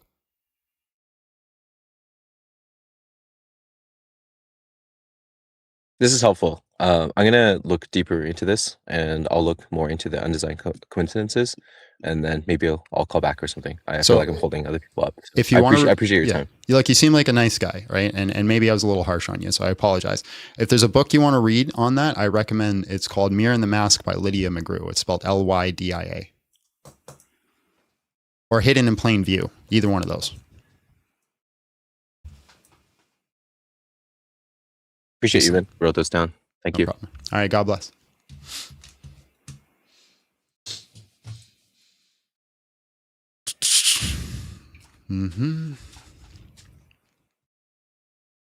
I don't think you should read. I'm not a big fan of Case Christ. Did you ever read the super chats? No. Speaking of which, I'll read them now. I was just gonna say what this is gonna say. Dono Bar looking a little low. Can't believe all these people want Bert to starve. Amen. Amen. It is looking a little low. Abby, can you read them? Because remember, I had to reset everything. That's why I didn't do it. Oh, okay. So you'll have to read them out for us. Okay. I'll check. Maybe they. Well, maybe there weren't any. 1 second. Oh, wow. I'll check the shorts. Dono help. Looks like we got to do it, ladies and gentlemen. Somebody said Jesus saves sinners and redeems them for valuable prizes. Okay. Someone else sent $2 that famously Lazarus came back from the dead as well. True. And then also said moving the stone is more amazing than resurrection. What's more amazing? Moving the stone. Big rock, I guess. He was forced to engage with the brain cell dead. He sat down to fight every drooling dunce. Begathon, amen. Not begging, I'm demanding. Give me your money, or the life ceases to exist. Would you go to work for free? Toss a coin to your grifter. Big John needs to pay his bills. Big John needs to pay his bills. Did I ban Funky from the dono? I haven't done it yet, but I'm incentivizing him not to, so you guys feel incentivized to do it. If this channel is relying on Funky, then you guys are relying on Funky. Came the knuckle-dragged horde whose combined total IQ they still can't afford. They argued the earth was probably flat. He bills by the hour for suffering that. He wades through these cretins, these absolute wastes. If you won't pay his rate, then take their place. That's his martyrdom, his glorious cross. Every idiot I'm not going to take another guest until we hit 150. Your tab boss. Toss a coin to your grifter. Mr. Funky says, for you, yes, I've offered to work for you for free a ton of times. Actually, I might take you up on that, Funky. I have a plan. I'll message it.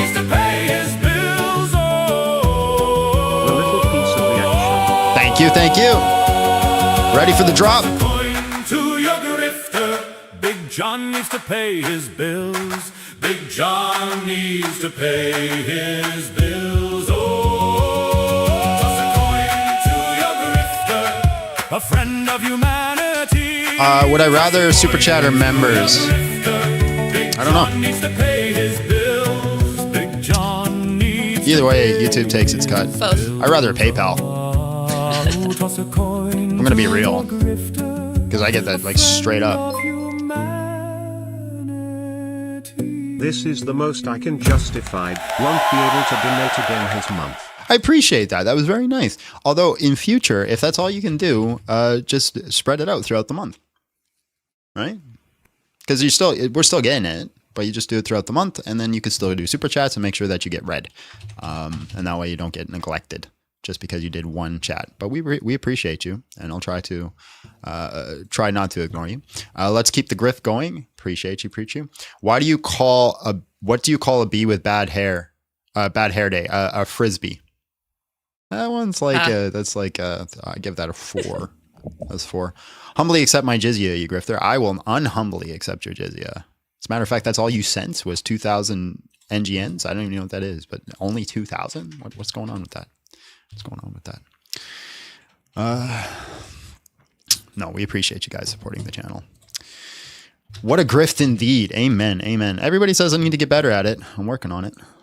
Working on it. Thanks for the little robot guy. I don't know what that is, but appreciate you. Steven, hello, how are you? And just real quick, how old are you?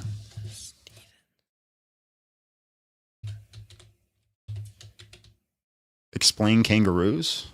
Well, they're guys that hop around on 2 feet. They lean back on their leg or on their tail, scary. And they're kind of yoked too. Like they fight. Yeah. They box. Yeah.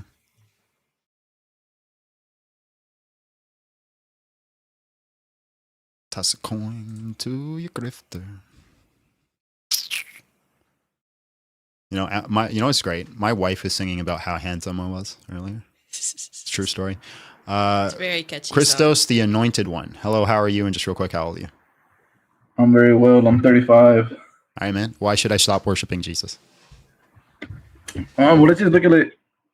I mean, you can continue. Let's just look at it logically. So, God comes in many ways to.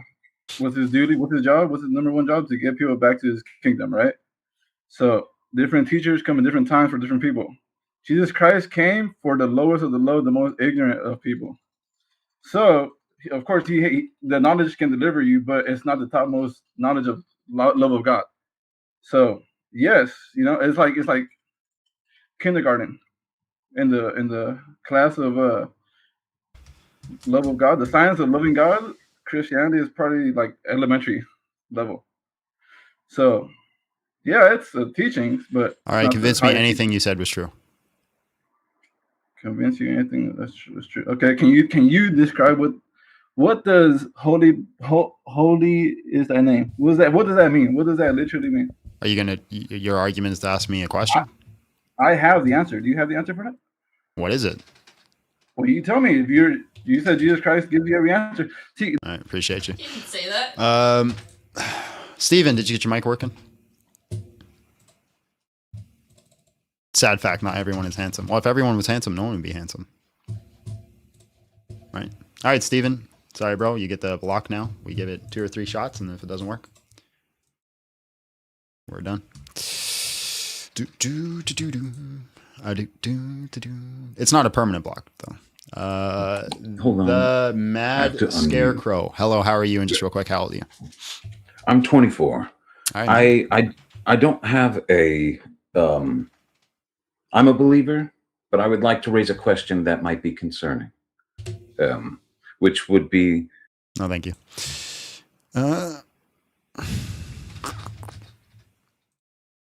Let's give TikTok some love here.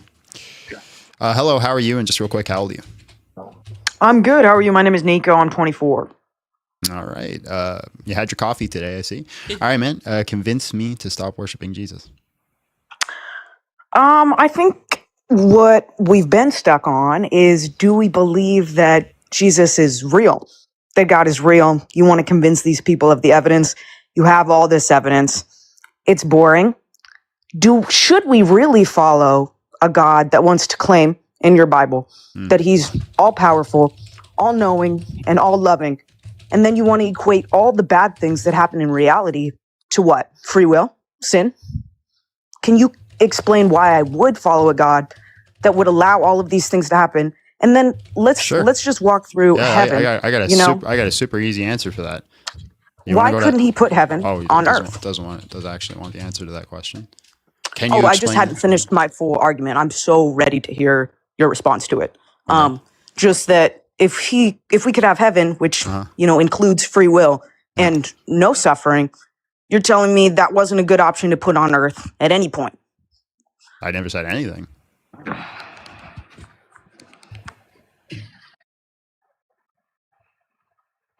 That's a loaded. You know what a loaded question is, right? Sure. You do? What is it?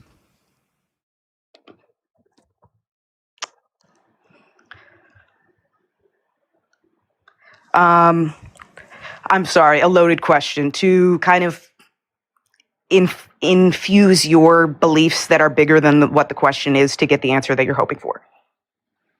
What? No, a loaded question is just a question that drives somebody to the conclusion that you want them to give. Okay. I'm ready for your response.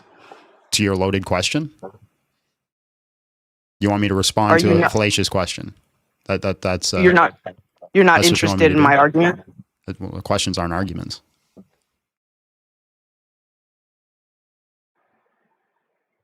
So again, you're not interested in debating my opinion on your religion. I never said that. You brought up a whole bunch of preferences, things you don't like. Response to what? Your loaded question? I do follow a God that allows so many terrible things to happen. Yeah, I don't want to go to hell. Your response to that, so you follow a God that you would claim is all good because you don't want to go to hell? Yeah. People like he's not right. You're absolutely right. I haven't had anybody bring up an argument that's worth writing down yet. I've wrote down one person's intro and then it didn't go anywhere. But you're right. Yeah, I don't want to go to hell. So you don't have any response to saying when you have a God that you want to claim in the Bible is all good, all powerful, and all knowing to allow terrible things to happen. Your response to that is, well, I just follow him so I don't have to go to hell. Mm-hmm. Why am I wrong? It's not that you're wrong. It's just there's no thought behind it. What do you mean? I'd rather not go to hell, so I'm going to follow God and I'm going to follow Jesus, so I go to heaven. Seems pretty optimal, right?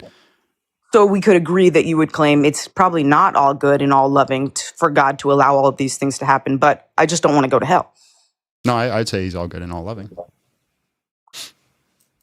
But you won't retort all the terrible things that he allows to happen. Why do I have to? That's your preference versus my preference. You prefer those things not to happen. I prefer they do. Why? Yeah, because it allows Why do you prefer child cancer? Yeah, because it allows for the possibility of greater goods. Child cancer allows for the possibility of greater goods? Sure. In what regard? Yeah, so for example, you can't have sacrificial love without the possibility of sacrifice. Oh, the argument that you can't have good without bad. No, you can have good without bad. You can't have the highest possible goods. Oh, so in heaven, is that not the highest possible good? No. Really? Yeah.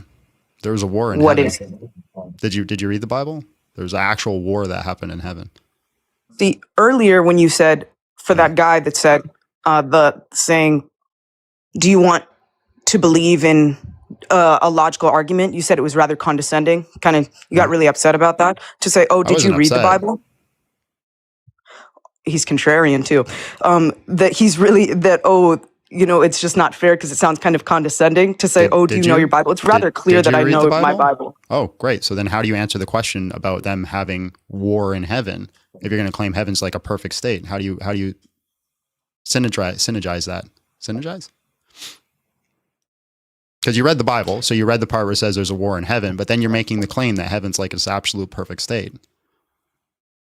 So just because you're claiming that because the Bible states that there's a war in heaven, it would kind of negate all the times that it says there's nothing more perfect than what is heaven.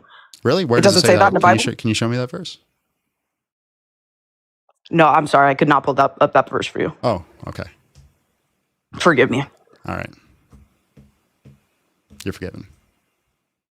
So we don't think heaven is all good. Well, heaven's just a location. But you're saying the reason that you follow God is that you don't go to hell, which would mean You would prefer to go to heaven. So heaven's not the final state. No. Again, have you read the Bible? Where's the final state? I don't know. Right, but you read it, right? And you got all these contentions from this book that you read, but basic eschatology here. I'm admitting to you right now that I don't know. Do you want to continue, or do you just want to berate the fact that I do not know my Bible as well as you clearly do? A little bit of berating, yeah, because you kind of came in hot and hostile, like, you know, just throwing it back on you. It's the Christians. You're degrading to all the people in your chat, even though you want to spread this lie of love. It's unfair. Oh, yeah. I'm an awful person. I got you.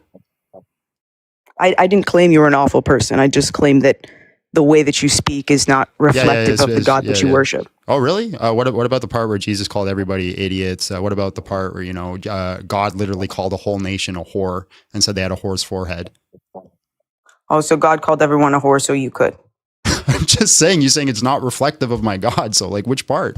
The part where he said they are like a whore's forehead? I'm not reflective of that? I'm sorry, I misspoke. Not in the way that it's not reflective of your God, but not in the way that he calls you to love other people. Oh, where am I not lining up with that? Do you have like any specific verses? Why do you choose to argue on the words? Is it not true that God chooses, has claims. called you to love other people in the way that he has loved you? Yeah. So that's exactly what I just said. Part of, like, for example, one of the people he loved the most was like Peter, and he called Peter Satan. Like, what are you getting at here? Are you saying that Jesus' form of like love is just to be super nice and pat people on the head all the time? Okay, well, you're doing a great job there, little guy. I wouldn't say that you need to be super nice all the time. I would just say that if I were a Christian and I wanted to convince other people to follow the Jesus that I love, I would lead with love. That's just how I would do it. You do it how you want. What's unloving about what I'm saying? I just said that the way that you speak to people is a little bit degrading or condescending. That's all I said. Jesus was also degrading and condescending. What's your point? So I didn't say that he wasn't. I just said that Paul literally told people they should cut their dicks off. Like, I don't know what you're getting at here. Like, what argument are you trying to make? I just told you. Are you saying I don't line up with the 21st century's niceties and hugging people and kissing them on the forehead all the time, so therefore Jesus is not real? Is that your argument?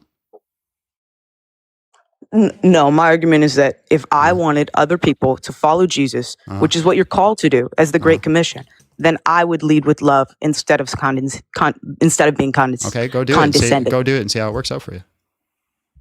I don't want to. I'm just saying that's how I would do it. How do you know that method is optimal? If you've never done it, how do you know the method is optimal? No, I didn't say I've never done it. I just said I don't want to do it. Oh, really? How many people did you lead to Jesus? I don't think you could count that. I couldn't count. It's so many. You've led so many people to Jesus because you're so nice to people. I didn't say that. I didn't say I've led so many people to Jesus. You asked how many, and I said I don't think that's something I could count. You seem to know that the optimal method to draw people to Jesus because you were so Christ. You were a better Christian than me, right? I said my method. Okay. I said it's how I would do it. Congratulations. Okay. All right. Anything else? No, we're good. You keep loving the way you want to love. I just don't think it's how Jesus would do it. Literally called people stupid and told them they're going to hell. But yeah, appreciate you.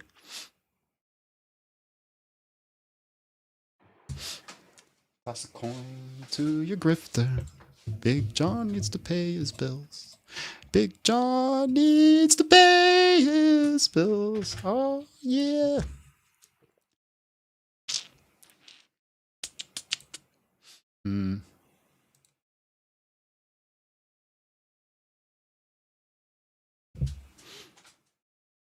I feel like I had a strong. I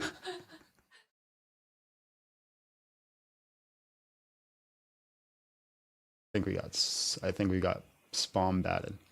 Are you going to keep ducking me on the Trinity in the Old Testament? Yes. Yeah, I am. Steven, did you get your mic working? Hello, how are you? And just real quick, how old are you? I'm 52. All right, man. Convince me to stop worshiping Jesus. Okay, so my premise is not... Oh, he left. It wasn't me. My hands are up here. Everybody could see my hands. He just left. Rough. I don't know what happened. Bro's having a rough time.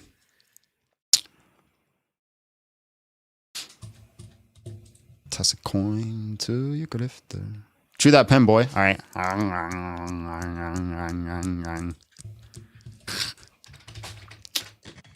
Hello, how are you? And just real quick, how old are you? I'm good. I'm 30. All right, man. Convince me to stop worshiping Jesus. Okay, to set the stage a bit, the only thing that it really boils down to is, did the crucifixion really happen? Based. To prove that Jesus is the Messiah. Yeah, I'm on board with you, man. I think that's a base point of view. I agree. So, and then we fall back on a lot of the Gospels as that proves that the crucifixion happened. So, what would you say that the Gospels have been reported by multiple scholars? Are you a Christian? Go ahead. Can I just be on the fence? Well, like, are you here to argue the topic? Are you here to convince me to stop worshiping Jesus, or like, what are you here for? Yeah, I'm here to argue the topic. Okay, what's your argument? Yeah, so what would you say to the scholars reporting that the Synoptic Gospels as anonymous and that Matthew copied off of Mark? Yeah, both those statements are true, but eternal anonymity and external anonymity are two different things. Elaborate. So eternal anonymity means that inside the documentation, it's signed anonymous, right? External means that whether or not we know who the authors were. And a lot of scholarship actually seems to be switching to authorship. We don't really have a consensus viewpoint on whether or not we know who the authors were. Bart Ehrman says we don't know who they were, but then there's people like, Craig Keener, Gary Habermas,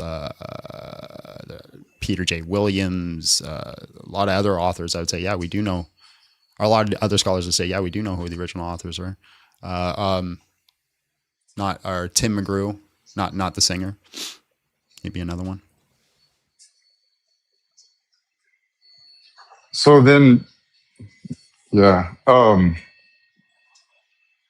just feel like if there's one thing we need to have all the points on, is proving that the Gospels are true, because that's what we fall on to prove that the crucifixion was true. And other than what you stated earlier about the names, like you said, I can't quote it exactly, but help me out here. I don't know what you're talking about, man, but if you just got questions about it, I'm just going to give you a book to read.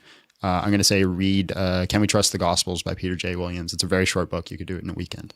Start there, and then that'll give you a foundation on whether or not you want to go that direction. Okay, Peter J. Williams, what was the name? Can We Trust the Gospels? Can We Trust the Gospels? Okay, and last question, and I'm out of here, Big John.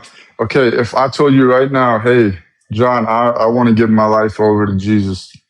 I want to give my life to God. I want to put my trust in Jesus. What would you say? I'd say, are you sure? Because I don't want you to make it a commitment into a relationship that you're not ready to commit to. That's a big aspect.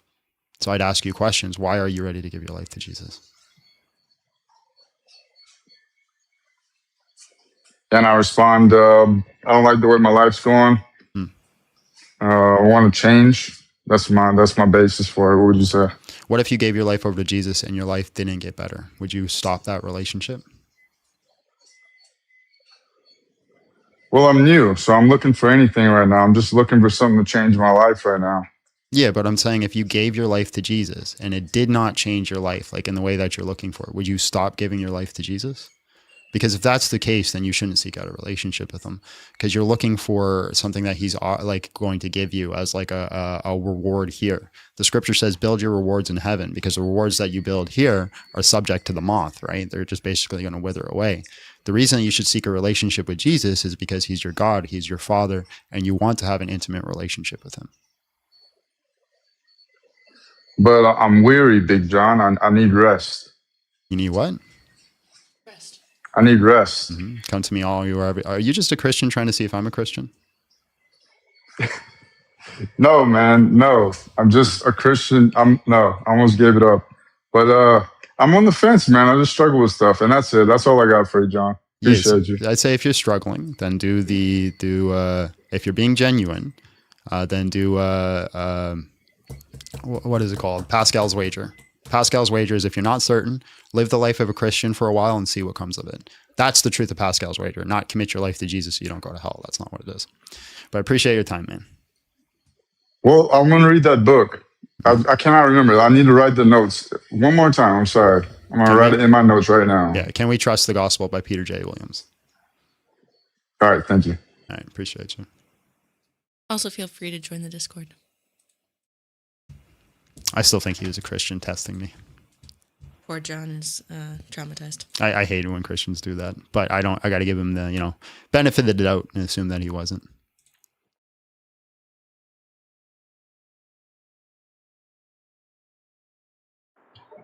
Hello, how are you? And just real quick, how old are you?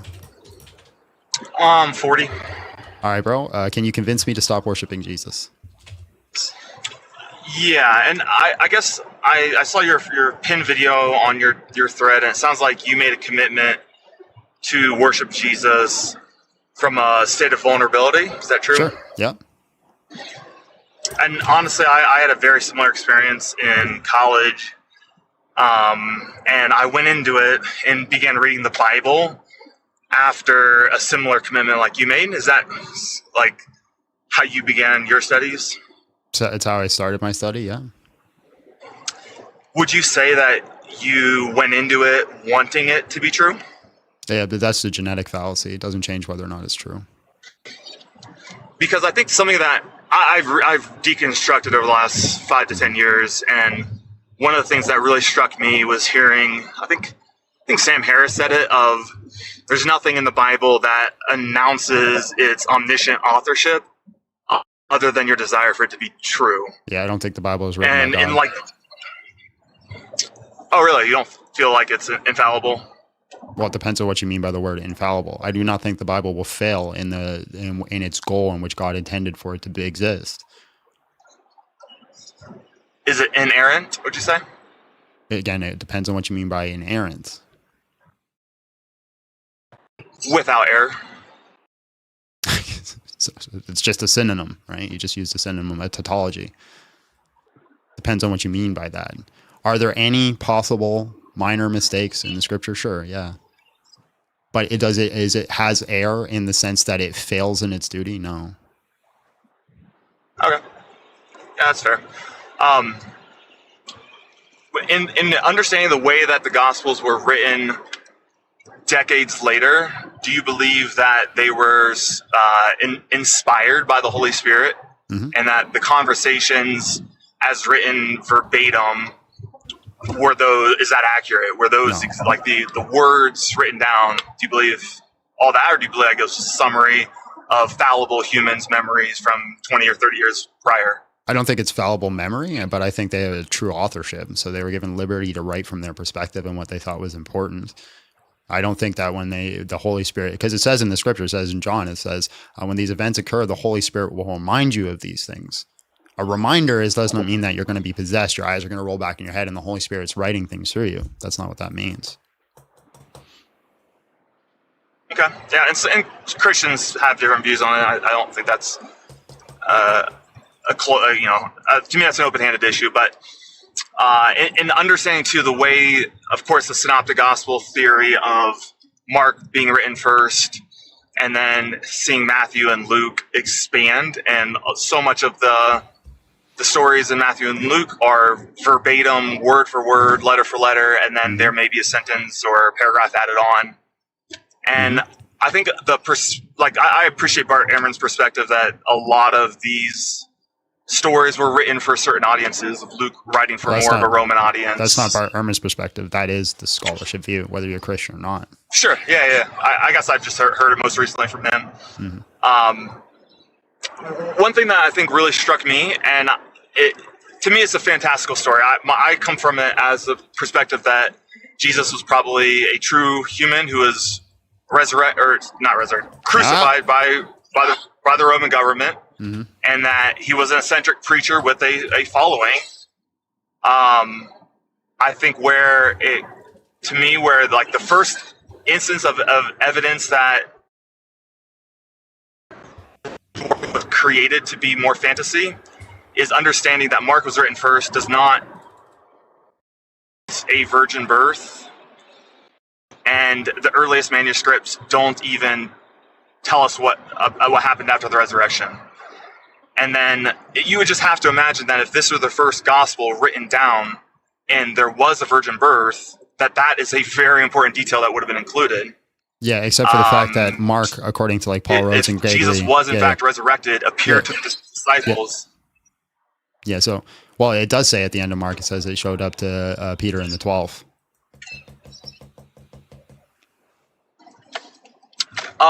So the I forget the exact chapter and verse, but it'll tell you in most Bibles that the earliest manuscripts I'm talking before don't the edition include was the added. following. No, I'm talking before the edition. Right, it says that he showed up to Peter and the 12. And then after that, it gives the postmodern experiences that are added. But anyways, Mark, right, again, according to like Paul Rhodes and Gregory Boyds, if you're looking at the literature style of the way it's written, it's not meant to be written, right? The earliest gospels are shared through testimony, right? People are going around in testimony. So there are these people that were called legend keepers, and they had the practice of memorizing things completely and then going around and citing it. There's one person that's noted to memorize an entire library. This is something that's noted in history. He memorized an entire library and you're going around and recite it.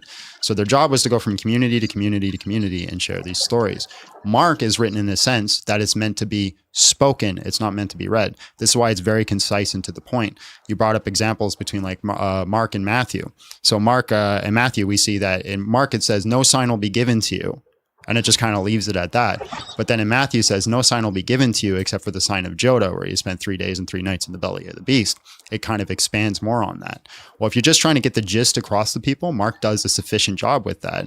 If you're trying to do what's called midrash, which is what Matthew is doing, then you need to expand on that a little bit more. So we would expect to see Matthew would have a correlation between the story, but then the expansion based off him performing midrash. They all have different intentional goals. Mark is going around and just reciting the story to people. They're just trying to get the gospel out as quick as they can to as many people, right? Matthew is trying to expand a little bit more and show that Jesus is fulfilling prophecy. Yeah. I don't disagree with any of that.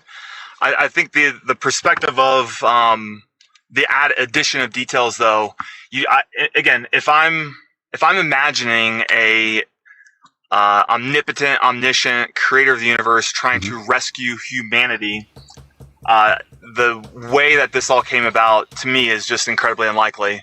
Okay. And defies logic that this would be the way hold on, pause there. do it. I agree with everything Sure. you said. I'm unconvinced of it. It doesn't seem to me likely. Okay, that's your own individual mental state. But you said it defies logic. What does it defy in logic? That it would be this unconvincing 2,000 years later to so many people that you have. Well, it's also, I can also just flip the it's very convincing from a Bronze Age perspective. Well, again, you can't say it's illogical if you have to start with the premise with to me. Okay, sure. Okay, yeah, that's fair. So there's nothing illogical about it. You're just saying, well, okay, people are not convinced of it today. Okay, cool. Lots of people are convinced of it. Right. And then I think the other piece of what really helped my deconstruction journey is understanding the Old Testament. And I think as a Christian, I was always very uncomfortable with a lot of the stories in the Old Testament of God just being a barbaric version of what humans expected a deity to be. Okay. And nothing like we can go down that the path. Jesus that we have. We can go down that path if you want to. You seem like a person who's not just trying to get a gotcha and you're actually exploratory. But you do know that going down this path is just your preferences. It doesn't prove or disprove Christianity. Sure. Yeah. I would agree with that. That's fair. Okay. And again, so much of this, like we all have our own stories, our own journeys of understanding and testing what we find to be true and real, and the ideas that we have of an all-loving God. To me is again to me this is our journey, our perspective. It doesn't fit that there's anything in the Bible, and especially the Old Testament, that makes me think this was written by or inspired by a deity. Okay. So if you genuinely have an issue with that, there's 2 books I'm going to recommend to you. Flood and Fury by Matthew Lynch, and then Bloody, Brutal, and Barbaric. I forget the author, but if you look that up, you'll find it. Okay. Yeah, I'll take those down. I'll follow you, and I'll love to come back and chat more. I got to run now. But yeah, appreciate the fair conversation, and I'll jump back in later. All right. God bless. See you. That Matthew, and I'm going to say priority to the Matthew Lynch book before you go. But yeah, God bless, man. Okay, cool. Yeah, that Matthew Lynch book is really great if you really want to have an understanding of like Old Testament issues, like conflicts that you're going to see, because I think he approaches it in a very fair manner, extremely fair manner.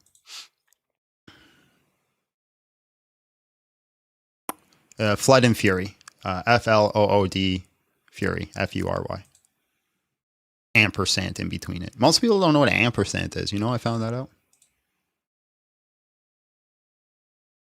Oh, somehow we ended up with 2 people in here, bro.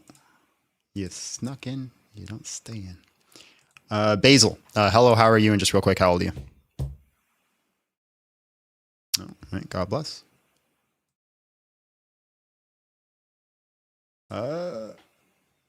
Saysan, hello, how are you? And just real quick, how old are you? It's Sasan. I'm 34. I'm doing great. What was it? How do you say it? Sasan. Sasan? Did I say it right? Yep. All right, man. All right. Can you convince me to stop worshiping Jesus Christ?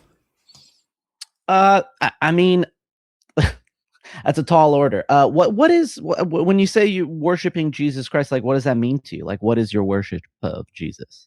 Yeah, that I hold him as the highest possible being, right? The only thing to strive towards.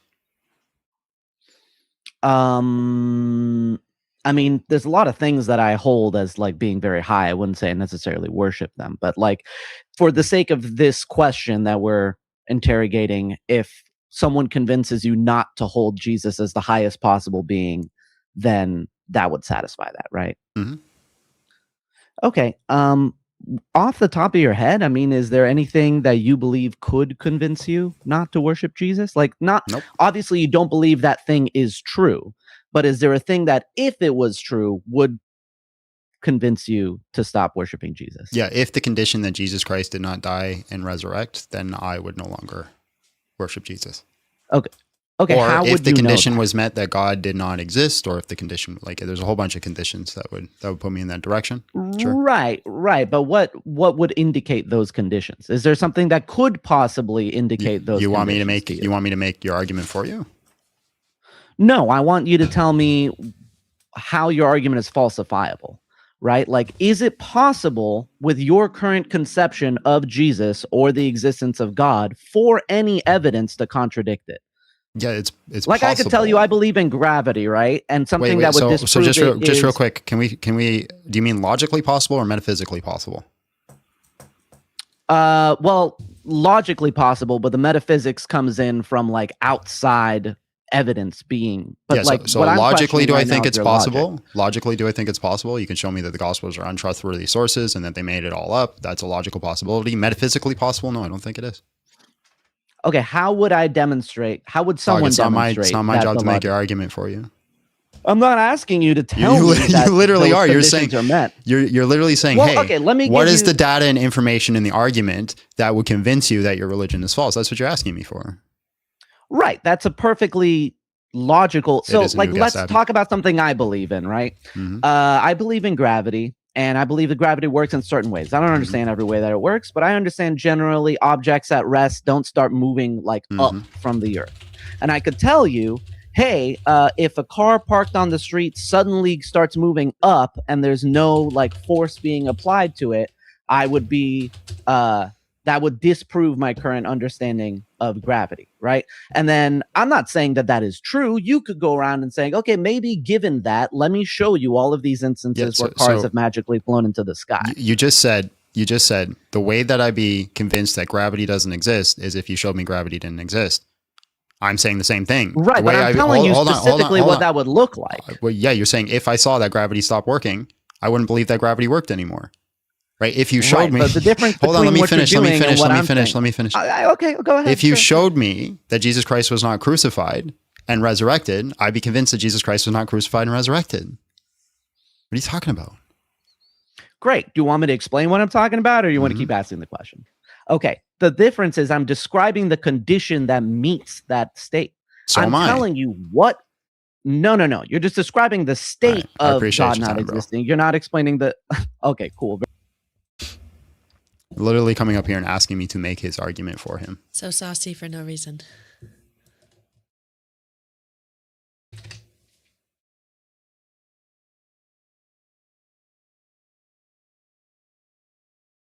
All right, Steven, last shot. Oh no, bro.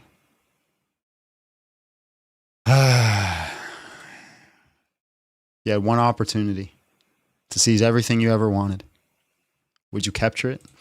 Mordock, hello, how are you? And just real quick, how old are you?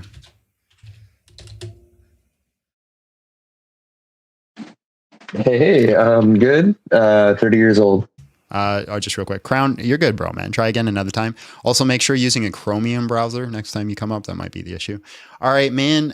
Can you convince me to stop worshiping Jesus? I'm totally not. I'm sorry? You want to hop into a Chromium browser and come back?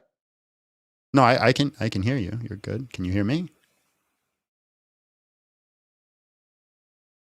Is this Steven? Oh, my apologies. I guess I'm just having some issues here on my end then. No, that wasn't Steven.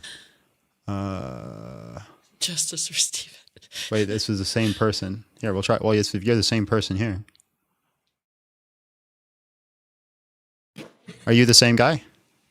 Oh, yeah, it is. This works great. There you go. Yeah, that's all right, better. man. Can you convince me to stop worshiping Jesus? Yeah, we'll see here. Something that I've always struggled with and I'd like your insight on is the idea of God's omnipotence, omnipresence, and kind of his omniscience for the matter. And so I'm sure you're pretty well aware of the idea, but kind of just the concept of predestination, I think, is what trips me up the most. And I know that's something that's a whole can of worms to get into, probably on a stream as well. But I would say that whole concept is probably something that I struggle with the most. And I would say right now I'm in a point where I'm agnostic, I'd say. And that is just an area that... So what's the issue with it? Like, you just brought up some terms, but what do you mean by those terms? Sure, yeah, most definitely. I would say the idea that free will still exists and that I'm not just basically predestined to heaven or hell before I'm even created. If that's the case, then it seems like, why am I not? So what predestines you to it? Well, I guess under this, wouldn't it be God is predestining me? Like, how is he doing? How do you come to the conclusion that he's predestining you to hell? Well, I mean, I guess it just talks about in the Bible, right? In the sense that we're created and he knows the likeness of what we're going to be doing. Knowledge. Okay, great. Okay, so I just wanted to clarify. So knowledge, you think because God knows you will go to hell, then therefore you're destined to it? I think because he's all under the belief that he's all knowing and that he created all, then I would assume that if he knows everything and he created everything, then he would know what I'm going to do, correct? Yeah, so knowledge is not causation. You know that, right? Sure. I guess I'm open to learning right now. I'm not trying to come in hot and heavy by any means. So there are things like there's these things called like Frankfurt cases, and I don't have any memorized, and I would butcher one. But let's just give you like another analogy. Let's say you traveled back in time and you watched me eat a sandwich yesterday, and then you traveled back today. You would know for certainty. Let's say you watched me eat a sandwich today, then you traveled back in time to yesterday. You know for certainty that I'm going to eat a sandwich tomorrow, but that does not mean you're the cause of me eating the sandwich. Sure, but also I think you're taking out of the equation that I didn't create you in the first place. I don't think that's relevant. I don't think it changes anything. Well, all I'm showing you is that just because God knows does not mean it causes the event to happen. Knowledge does not equal causation. There's no situation where just knowing something causes an event. But we can agree on that. I agree with you on that. I still feel like that doesn't take away the overall, I guess, the part of it, I guess, makes me just feel icky about knowing that, I guess, free will doesn't seem as if it exists in the first place. I get what I can agree with you on that. Well, if you're saying free will doesn't exist, then you don't agree with me. I can agree with you on that causation doesn't necessarily, equate a point we just agreed on right there. But I don't think that summarizes and gets rid of or negates the argument that free will still doesn't exist if we can agree on omnipotence. Just because God knows what you will do does not mean it's not you choosing it. Yeah, but then, I don't know. I guess this is just kind of a difficult concept to wrap my head around, and maybe I'm just not coming into this with the right knowledge around it. But I still feel as if, yes, I think that's still I feel like we are agreeing to disagree on this, if that's the point. Well, it's not agreeing to disagree. Knowledge does not equal causation. It just doesn't, right? There's no scenario where you can say having a knowledge of something causes an event to happen. It just doesn't. And so you're making the argument because God knows there is a cause, but that's not the case. God just knows. But then I guess to some extent, then when you kind of think about which of those comes first in the sense of God is all knowing and then created you knowing that you wouldn't come to heaven or hell, then I guess that's the part of it that kind of trips me up is the aspect of why would he bother creating somebody if he knew they wouldn't come to know him in the first place? Yeah, I don't know. I guess it's not something you need to necessarily like definitively have the answer to accept Jesus. I get that, but that still seems as if something that I would maybe selfishly would want to know the answer to. Yeah, so we can posit theodicies until we're blue in the face, right? And either you're going to find them convincing or you're not going to find them convincing. I actually just prefer to leave it up to mystery. None of it proves nor disproves God. If God made somebody knowing that they would go to hell, and there is a greater reason and I could take a skeptical theistic point of view. And he knows that doing that caused a greater good and a greater outcome to actually happen. Who am I to disagree? Sure. And I mean, we could even talk about what that greater good could be, but that's such a that's the theodicy. I'd rather just leave it to mystery. Yeah. Because I can make a logical conclusion that God must necessarily be all good. No, yeah. I mean, you're making some really valuable points. Definitely something like it was challenging my thinking on, so I appreciate that, man. Is there any books, I guess, you'd reference, anything that I could look into to kind of more study up on this kind of topic? I know you've been kind of referencing some good articles. I don't know if this book would be good for it, but it might be because it incorporates like suffering. Let me pull up this. Let me see. And I haven't read the book in its totality in itself, so I'm not sure. But if I'm just like off the top of my head, I'm going to point you towards something. I know a guy who makes a really good argument, and he bases it off this book. So just give me a second. Boom. Okay, let's go to library. Animal Suffering and the Darwinian Problem of Evil by Schneider. All right, perfect. I'll make note of this right now.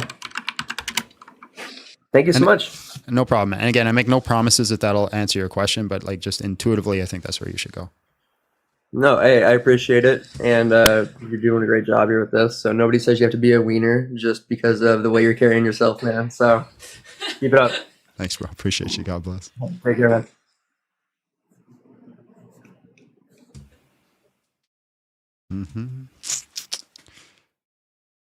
Well, all right. It's all make believe. Hello, how are you? And just real quick, how old are you? 28. I'm doing good. All right, man. Why should I stop worshiping Jesus? Well, I was going to attack it from a different standpoint. I feel like people are trying to debate scripture, and that's just kind of not going to work because the whole Christian mindset is the book proves the book. But that's poisoning the well. I figured I'd ask, I suppose. Yeah, you can start off with poisoning the well. I figured I'd ask, though. Not necessarily. Okay. I'm going to move on to the next point, though. Sure.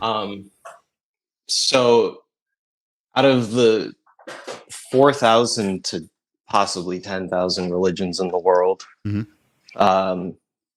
chose the one that you believe is true, when even under that religion, there are like several different denominations that have some pretty deep distinctions from one another, like different interpretations and stuff.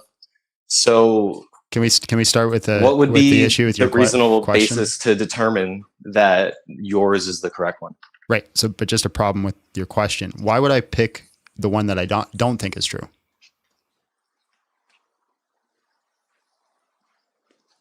Well, that's basically all of them when you think about the variables. But you said I picked the one just that I think is the amount true. of probability. No, you just asked the question. I picked the one that I think is true, and you're positing that as a problem.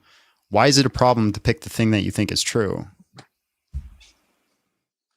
Because you have no basis on why that one is more true than the others. Okay, so then shouldn't your question be more along the lines, hey, you picked the one that is true, even though you do not have enough evidence to say it's true? Shouldn't that be more the question? No, I think the question is you pick the one you believe is true, but you don't really have any evidence to back up why you believe it's true other than How's the that book. different? How's that different than what I said?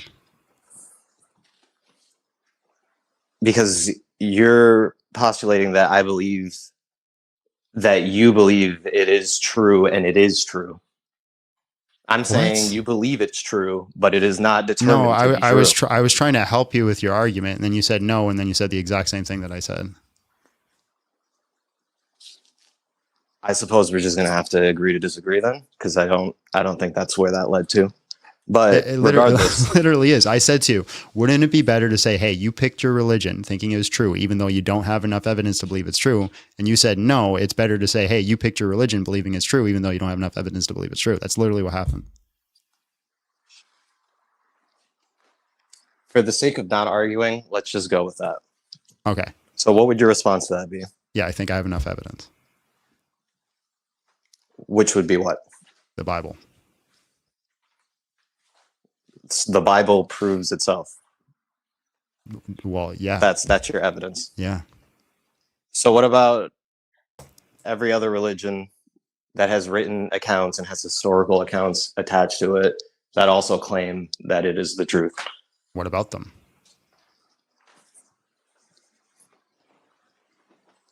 How does that justify it being true in your eyes? What do you mean? How does what justify it being true? What's the question you're asking? Be very specific here, because I have no idea what you're trying to put me on. I've been pretty specific. You're claiming that the Bible states that itself is truth. No, I didn't say that. Therefore, it must be true. I didn't say that. That is what you said. That is not what I said. You asked me. You asked me. No. The question you asked is like, what is my evidence? And I said the Bible, and you said that's enough to convince you it's true. And I said yes. I didn't say that the Bible is true because it says it's true. Never said that. That'd be a fallacious. That'd be a fallacious answer. That'd be called circular reasoning. Explain to me then why you believe the Bible proves that it's true. Yeah, so things like undesigned coincidences, animatic congruence, the historical reportage model. When we analyze the textual criticism, we try to derive what information that they're trying to give us. We can say that the authors are intending to give honest and truthful information. There is more testimony through the death and resurrection of Jesus Christ than the vast majority of historical evidences. So if I apply the historical evidence to event A and I come to the conclusion that event A is true, and I apply that same standard to event B, then I should also apply it to say that event B is true. And so I just do that with the death and resurrection. Okay, and you can apply that to other religions, which would then deem them truth. No, because so they all failed of the religions are true? No, they failed the mechanism. So for example, I apply that standard to Islam and Islam fails. How so? Through the crucifixion of Jesus Christ. So we have a unanimous consensus, whether you're a Christian or not, that Jesus Christ was crucified.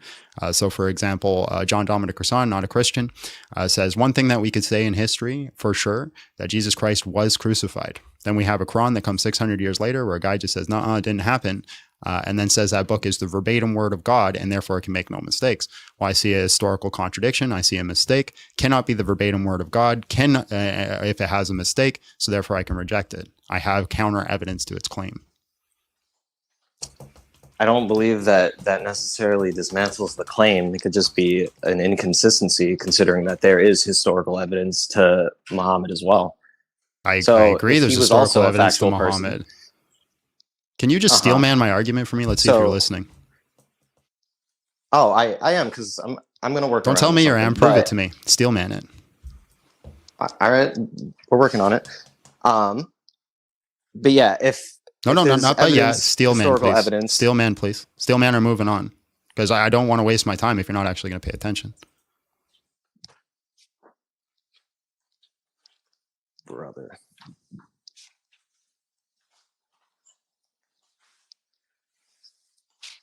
Right. So you weren't listening to the argument. Appreciate your time, man. God bless.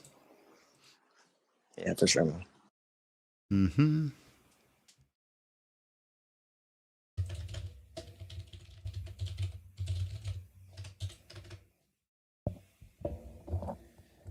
How we end up. All right. Steven, using Edge instead of Chrome. Is it working now? No way. All right, man. Well, I appreciate you. Just from reading the chat, you seem like a nice guy. But I have to ask that, hey, until you can confirm it works, please don't come back up just for the sake of other guests and time. I appreciate you. Poor Steven. Poor Steven. Don't be sorry. John has tech issues. Yeah, all the time. I get it, man. I get it. We have tech issues all the time. So just see if you can get it working. Like maybe try like an online call with somebody through Chrome or whatever, and see if you get it working next time, and then try again. You could also come into the Discord if you want to talk to people. Yeah, well, not me though. I don't talk much in the Discord. Yeah, but I just mean in general. You could also try the TikTok account. Tafik, hello. How are you? And just real quick, how old are you? My name is Tawfiq. I am 21 years old, and I'm alright in yourself. I'm good, man. All right, so why should I stop worshiping Jesus? Did Jesus ever mention... Okay, just a few questions, and then I'll get to my main point. But did Jesus actually ever say to worship him? Just a small question. Did he say specifically those exact words, worship me? No. Okay, so he didn't do that. Did he teach people that you should be worshiping him? Yeah, he absolutely taught that people should be worshiping him. Okay. Okay, personally, I know you're going to get it from the scripture, but I believe that it was forged. However, why worship the creation and not the creator? I do worship the creator. Jesus is the creator. It says all things are made through him and by him. Okay, if you look at Luke 6:12 or Luke 6:13. What's it say?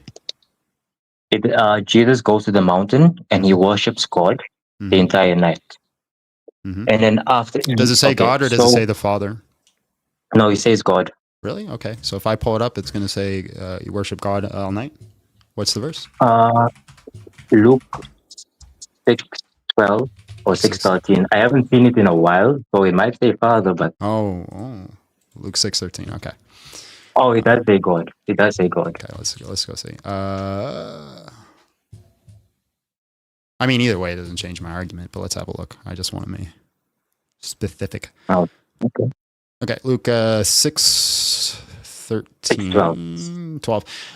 Now it was at that time that he went off to the mountain to pray, and he spent the whole night in prayer with God. And when the day came, he called his disciples to him and chose 12 of them, who he also named as his apostles. Okay. Yeah. So on one of those days, Jesus went out to the mountain to pray and spent the night praying to God. Well, praying with God. After that, it doesn't say to; it says with. What version you reading? Because I open up King James version.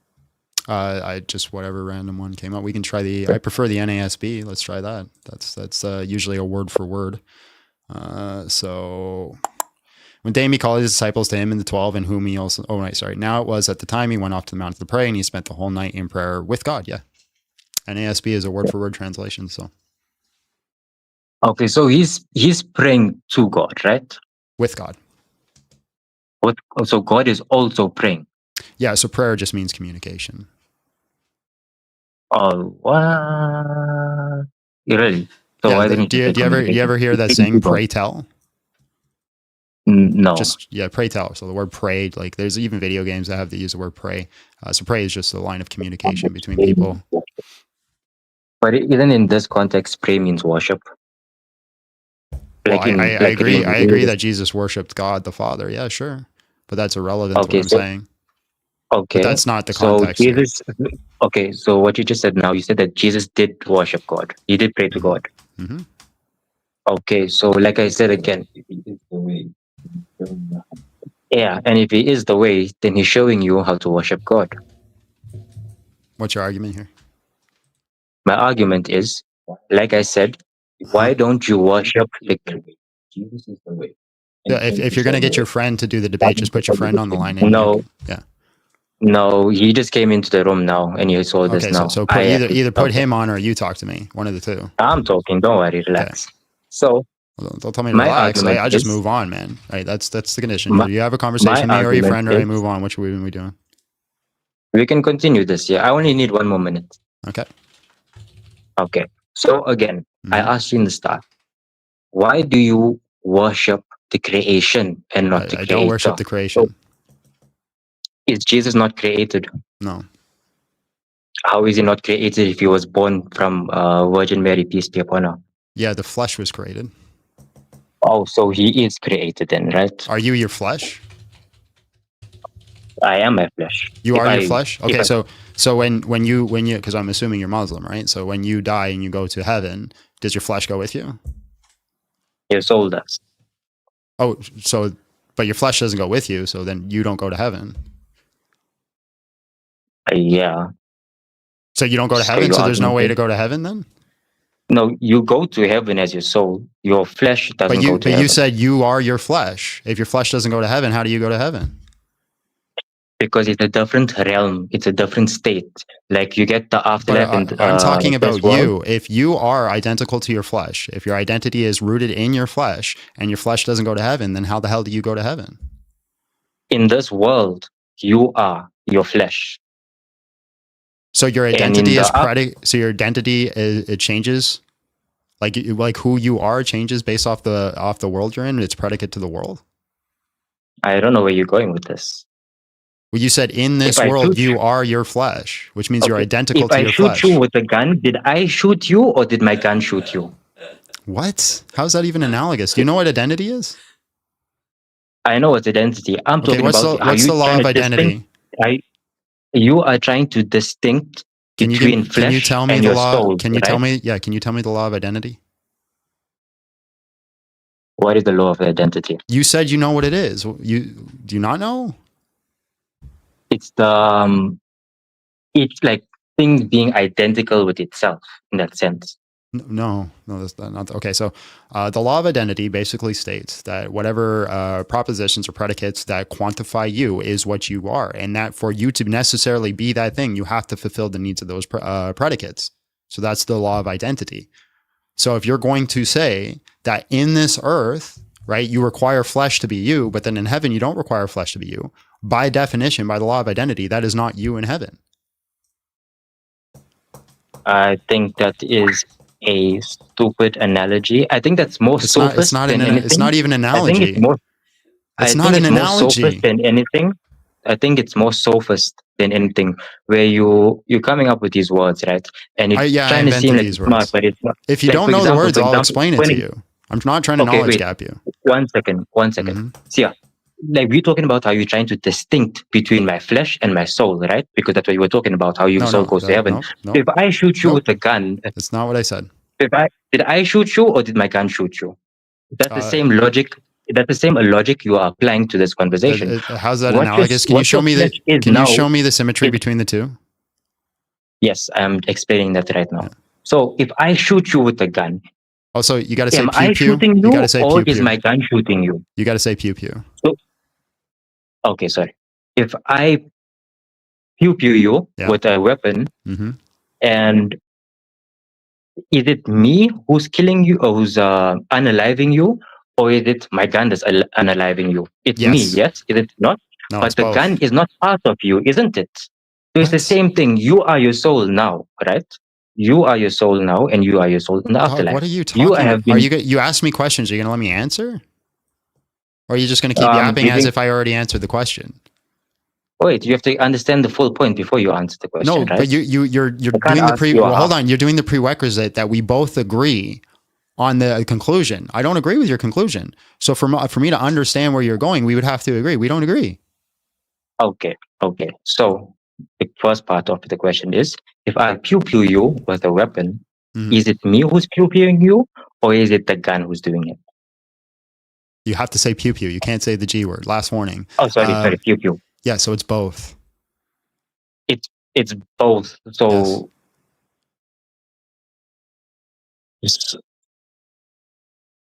so in this world, you are you and this flesh. In the afterlife, So is my contingent being the person that is John, is the person that is John contingent on my flesh? No, it's not. Great. So then my flesh, it is. In this world, it is. Well, that's a contradiction. Either it is or it isn't. Doesn't matter about the location. Okay, in the afterlife, you're gonna have wings and birds, and you're gonna have, let's just say, for an example, you're gonna have wings on your back. So if you are going to heaven and it's inevitable that it's going to happen, so are you with your wing or you're not? That's the same analogy you are trying to apply. I'm not okay. For one, I'm not using an analogy. This is not an analogy. You know that, right? Okay. This is just what it is. So if I'm not identical to my flesh, right, and Jesus's flesh came into existence, that doesn't necessarily mean that Jesus came into existence. But was he not born, yes or no? The flesh came into existence. You understand the difference here, right? The flesh came into existence. The person of Jesus did not come into existence. Just like when your flesh dies, you're going to continue to exist in heaven. The person that is you is not contingent on your flesh.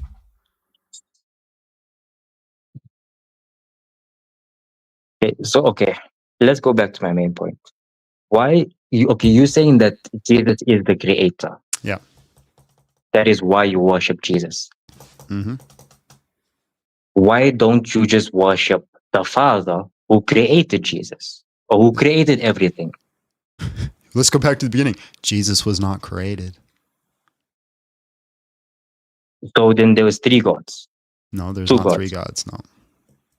So then if Jesus is not created and God is not created, no, and the Spirit that's a loaded question, because when you say if Jesus is not created and God is not created, the loading of the question there is stating that Jesus is not God. God is not a person. God is a nature.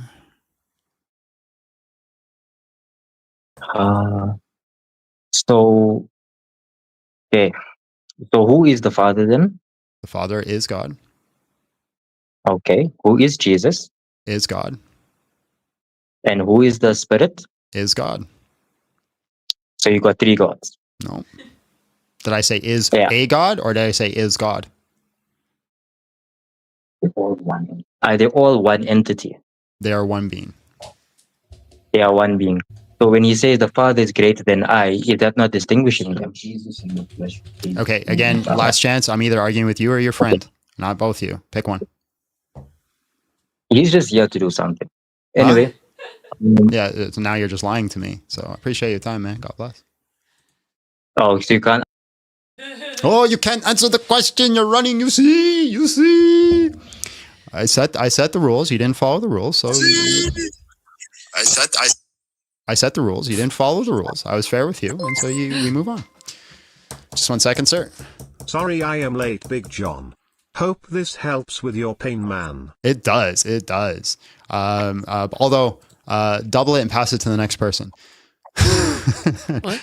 I'm saying the next person's got to double it. So that way we... Anyway, sir. All right, man. Hello, how are you? And just real quick, how old are you? Oh, can you hear me? Yeah, I can hear you. How old are you? Hey, I'm 28 years old.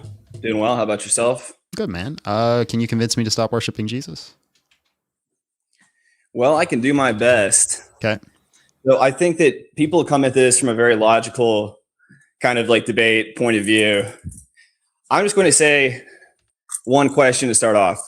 Do you think that what you do here on earth has any implication for the destiny that God or Jesus has set forth for you in the afterlife? Destiny is kind of like a loaded question. What do you mean by destiny? Well, do you believe that your actions have any implication on your status as being saved in the current, version of Christianity you believe in right now? Yeah. Okay. So you do believe that, if you do something bad, that could send you to hell? It could. It's within the realm of things that would be used in the equation to conclude whether or not you would go to hell. Okay. How is that belief compatible with the resurrection redeeming all of humanity for their sins? What's incompatible with it? Well, if you're redeemed, presumably you would not go to hell because you've been redeemed of your sins. How does that follow? Well, you go to hell because you sinned, right? We agreed on that one? Well, sin just means to miss the mark, right? Ultimately, you go to hell because that's what you choose to be. But your actions and your faith have a direct correlate with each other, directly aligned with each other. If I say I trust in God and I believe in God, and then all of a sudden I start operating a way that's not in the faith of what he has commanded me to do and how we operate, do I really trust and believe in him? It doesn't line up. So there's a symmetry between the two. Got it. So let's say I'm an atheist. I go around saying I don't believe in God. God isn't real. But everything I do in my actions otherwise is in line with Christian. I can't talk about your salvation. It's not my place, because if I'm wrong, I commit blasphemy. What's your argument against Christianity? Well, I don't need to have an argument in Christianity overall. I just need to convince you not to believe in Jesus, right? Yeah. So what's your argument for it? Well, I think my argument is that it doesn't logically follow that you would need to believe in Christianity or want to believe in Christianity, even if it is true, and that you could save a lot of time and energy doing something else. What? Right now? It doesn't logically follow. What's the logical contradiction? What is the argument here, man? It's just like, you don't prefer it, so I should also not prefer it. No, the argument is that if you've already been saved, it doesn't matter what you do. It doesn't matter what you say you believe. It doesn't matter what you say. I don't believe that I'm already saved. I believe I'm not believing in Christianity. So I don't believe I'm already saved. I believe I'm participating in my salvation. Got it. So why would you choose to believe that you're going to go to hell if you don't participate in that salvation?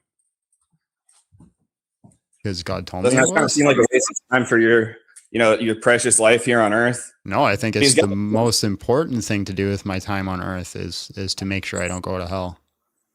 What are you talking about? Well, I'm talking about the fact that hell isn't real, so you're choosing to believe in it. There's no evidence. Okay, how do you know it's not real? There's no evidence for the existence of hell. So an argument of silence? No, just that there's... how's that not an argument of silence? The conception of hell even is... You were talking about scripture earlier being your basis for believing in Christianity. It's not scriptural. It's like a constructed idea after... 90% of what Jesus preached was come to me or go to hell. What are you talking about? He did not preach come to me or go to hell. It's literally what he was preaching. I am the way, the truth, and the life. No one gets to the Father except through me. If you're not getting to the Father, hell in the Christian paradigm is just not being with the Father. All right, man. Well, if that's how you want to spend your life, I just don't think that makes any sense. And congratulations. You want a hug and a cookie? I want that free taco, man. You haven't convinced me of anything. You just told me I don't think it's a good time and I'm not convinced of it. Okay, great. High five. Yeah, I just don't think that if there's no way to convince you, then there's no point in, going through like logical propositions and stuff like that. Can you name the three laws of logic? Spend your time believing this stuff or not. That's really how Dog, can you name the three laws of logic for me real quick? The three laws of logic. I'm not here to take a logic quiz, bro. This is like convince me to believe Christianity. That's been very there's no point in me walking through a logic with you, but Ken doesn't even name the three laws of logic. No, he was like, there's no point if you can't be convinced, but didn't bring anything to convince you. Just when I think it's dumb. Yeah, I think what you believe is dumb. Well, congratulations. High five. Have a great day. I guess.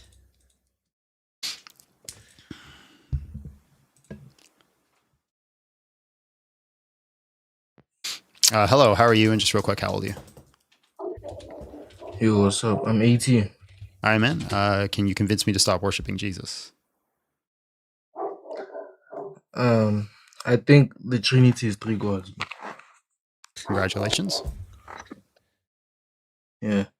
So that's my argument. Prove to me how the Trinity is not three gods. Your argument is I believe this thing. Prove me wrong or I'm right. Okay. Let me give you my argument real quick. Okay. My argument is that the Trinity is three gods because are you familiar with classical counting? Yes, I'm familiar with classical counting. Yeah, so according to classical counting, if you count things of the same units and one concept, that will lead to three gods. No. Yes. So okay, give the argument. Is Jesus God?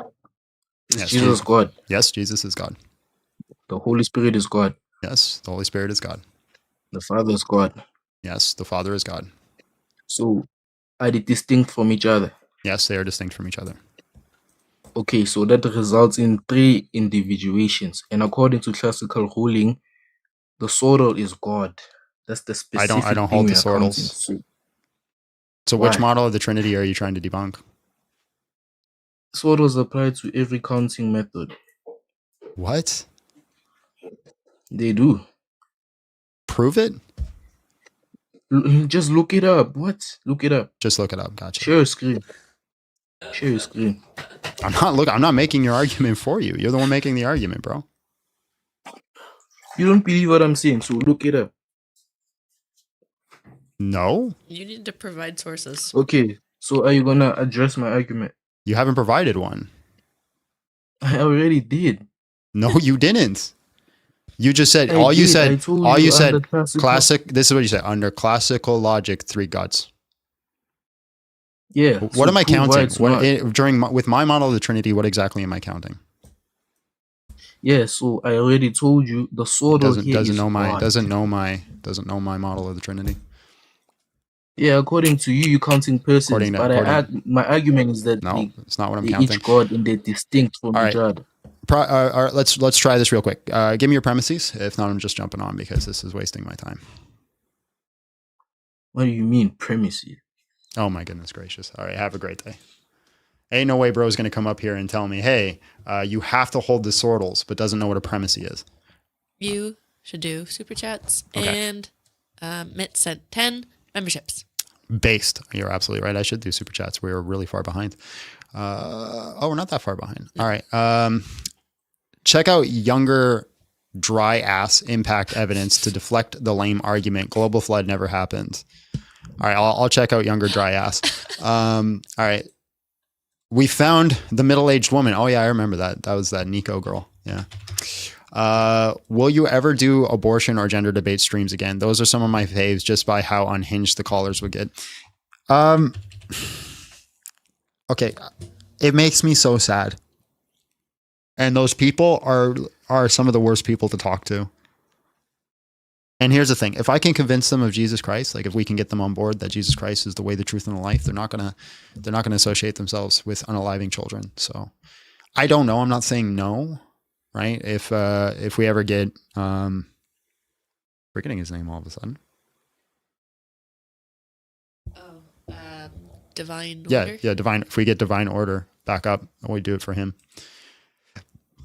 I feel like I'm missing out. So in the Discord, welcome to the Discord, man. Welcome to the Discord. Thank you again for the 100 big ones. Appreciate you. Pretty sure that dog is haram, bro. Oh yeah. If you're Muslim, you're not allowed to have a dog. That's true. Sent 10 Big John Steele memberships. You are goated. You are guarded. Imagine being a membership to Big John Steele. That's pretty crazy. Couldn't be me. You guys should all be embarrassed. He's just the sophist. Just the sophist. All right. Let's bring up the next guest. Although I actually, I'm going to use the bathroom. Okay. So Abby can show you where she is in the cross stitch, and we'll play.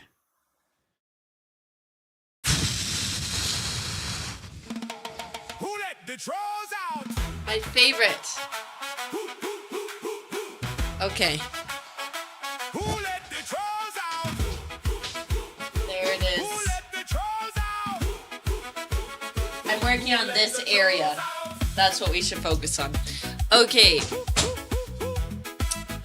Jiu-jitsu belts. Yes. We do like the jiu-jitsu. That is a large part of our life. We do all the time and coach. So we're both brown belts in jiu-jitsu.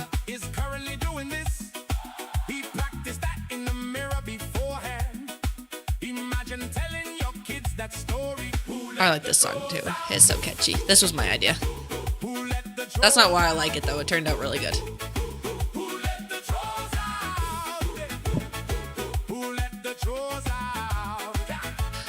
BJJ is cool, but most gyms are paid to promote. Don't go there. That's weird. I've never heard that. Like, you pay to go there, but you shouldn't be paying to get promoted. It is an S tier banger. It's great. You have a jiu-jitsu academy. We'll have to come visit sometime. Huh? Yeah. In, what is that, California? Oof. I don't know if I want to visit California. I don't know if I want to go there either, but maybe if we ever end up there, we'll come visit. But I mean, like, I don't know if I want to visit Jiu-Jitsu Academy in California because that's like some of the goats in Jiu-Jitsu. Like, that's the whole point. No, I don't want to feel like. Learn. Yeah, you get to learn, but I also don't want to feel like I don't deserve my brown belt. Because there's a difference between like being a brown belt where we are and then being a brown belt in either Texas or Los Angeles. There's a difference. Like, you're just gonna go there and you're like, oh man, this is what a real brown belt feels like. How long did it take me to grow my hair? I've been growing my hair since before we got married because John wanted me to try long hair. So I grew it because I wanted it a little bit longer for the wedding, and then I just kept going. So what? Almost 3 years. 3 years, give or take. She had really short hair too when we got together. Trims. Like, it was just short. Like about to here. What? You got a bowl cut? That's not a bowl cut. That's pretty rough. Bro, who do you think I am? I don't know. Dude thinks I'm Edna Mode. No, it's like shoulder length. All right, let's bring up the next guest. We might have time for one or two more. I'm not going to go over schedule today.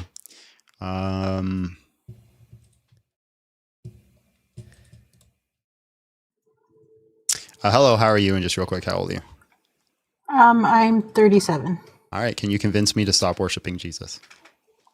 I honestly don't think I can stop you from worshiping Jesus because you've made that choice. But I did just want to give you the reason why I did, if I can. I'd rather you present an argument. Okay. Well, my argument is that I came to the conclusion that Christianity, with most all religions, are just a basic of control. They have been since Christianity even came about. And what Jesus meant for it to be was not what it has come to be because of man. And so even though... Great. So I'm going to stop you there because even if any of that's true, why would that convince me to stop worshiping Jesus? Oh, it is true. It's literally... But if you don't think it's true, it's historical. Listen, I'm just going to grant the argument. How would that, even if all of it was true, why would that lead me to stop worshiping Jesus? Because Jesus is... Why would you worship something that isn't proven to be worth worshiping? Like, what does Jesus do for you except give you some type of comfort? That's all it is. Yeah, so the reason I would worship Jesus is because by worshiping Jesus, I get to heaven, I get to God, I get to go to the new creation, and I don't go to hell. So your basic reason, your only basic reason. I didn't say it was my only basic reason. You're just saying, why would I do it? That is why would I would do it. You're not asking me why I'm convinced it's true. Those are different questions. It's not my That's okay. If it's not your main, then it's part of it. So can I say that much? No. So what you got to listen. There's very specific words that you said. You said, why would I do it? That's why I would. Right now, now a different question is like, why am I convinced it's true? That's a different question. No, I'm not asking you if it's true. You stated that that's why you would do it. So I'm saying that's a part of the reason why you believe in it. No. How is that a no? Can you just steel man the question? Can you just steel man what I just said 2 seconds to you? 2 seconds ago to you? Oh, yeah. I understand what you said. No, don't tell me you understand it. Prove to me you understand it. Okay. What you're telling me is that...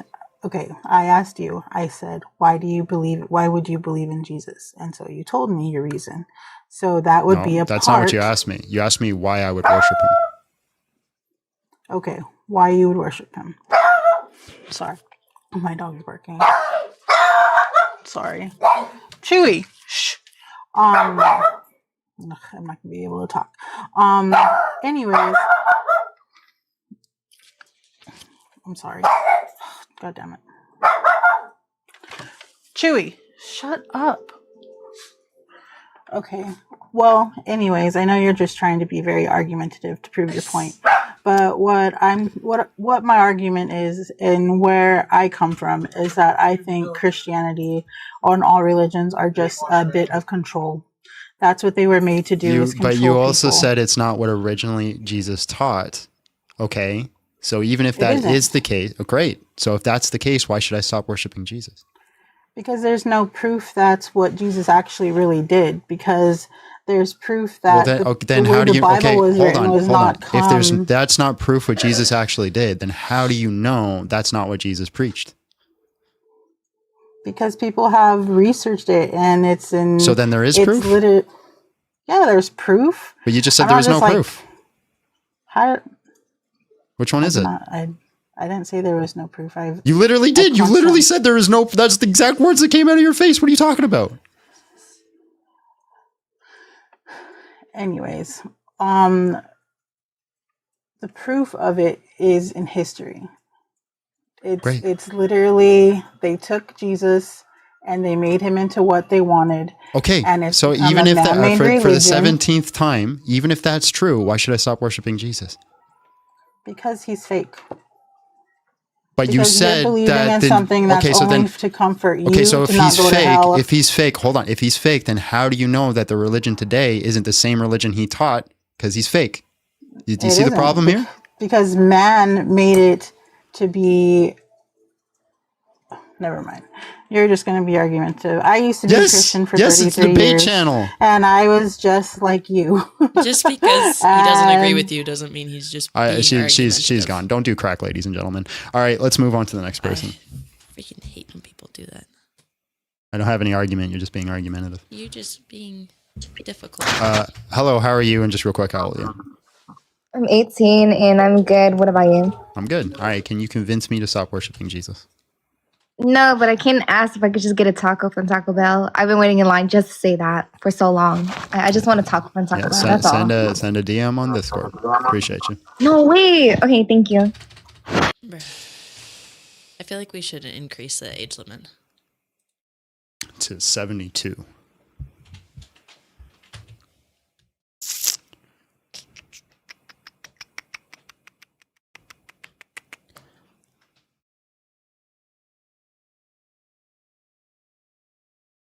You make me want nothing to do with Jesus. Well, the problem is you, not me. If what's stopping you from getting to Jesus is me, you're the problem because you lack common sense. That's like saying, yeah, I'm not going to vote for my politician because a guy somewhere who represents that politician is a douchebag. Mm-hmm.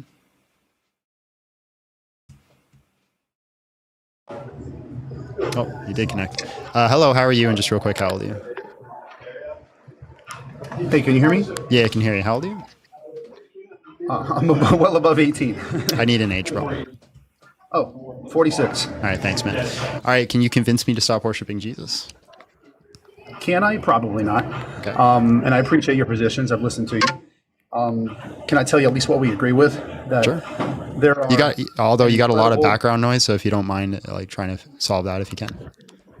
Yeah, no. There are an incredible number of verses in the New Testament that absolutely, at the very least, could encourage you to worship Him. So it's kind of hard to come on. I'm giving you that. It's kind of hard to come on and tell you that no, you can't worship Him. Pardon me. I'm at the gym. I was just waiting in line. I just did a set, so I'm a little bit out of breath. Yeah, you're good.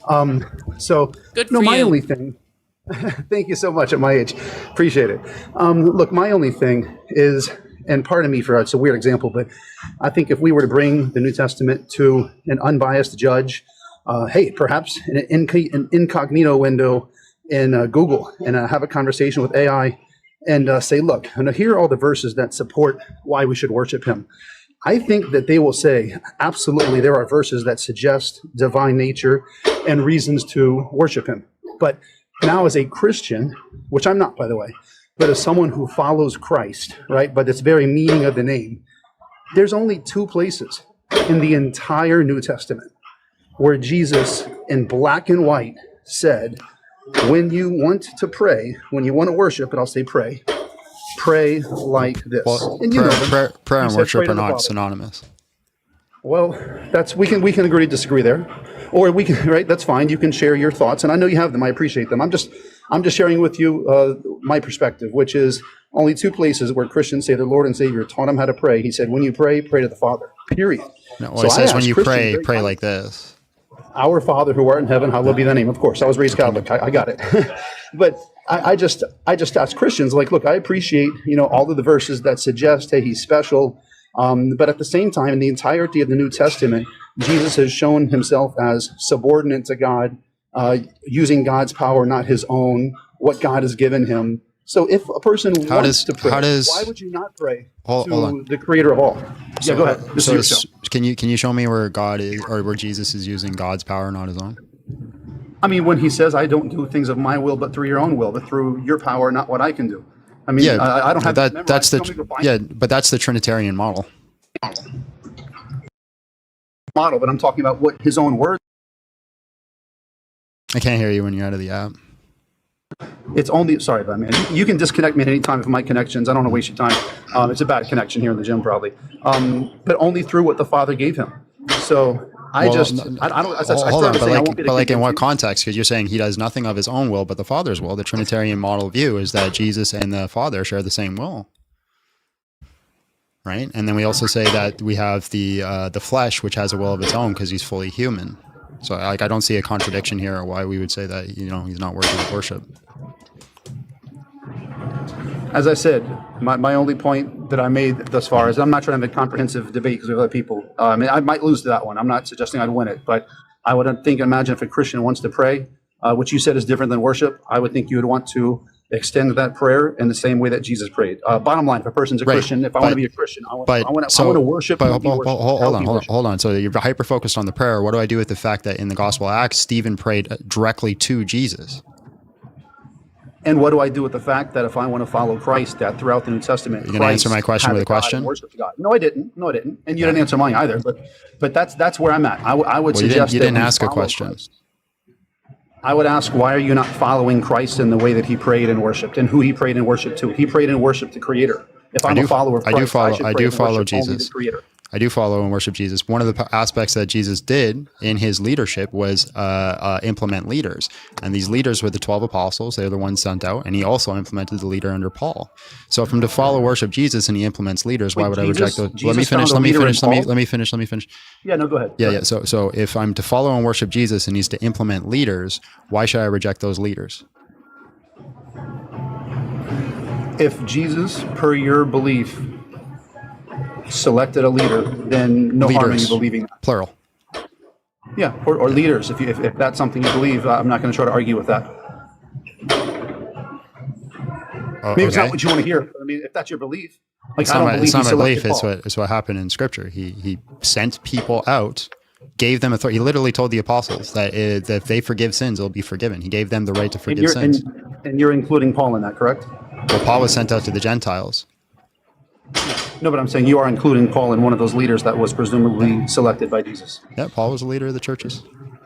Yeah, so no, that's I don't believe that, and that's where we'll differ, and that's all right. Based off what?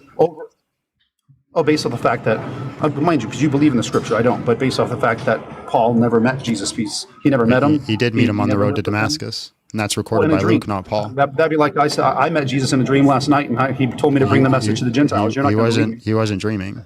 Did you read the book of Acts? He had a vision.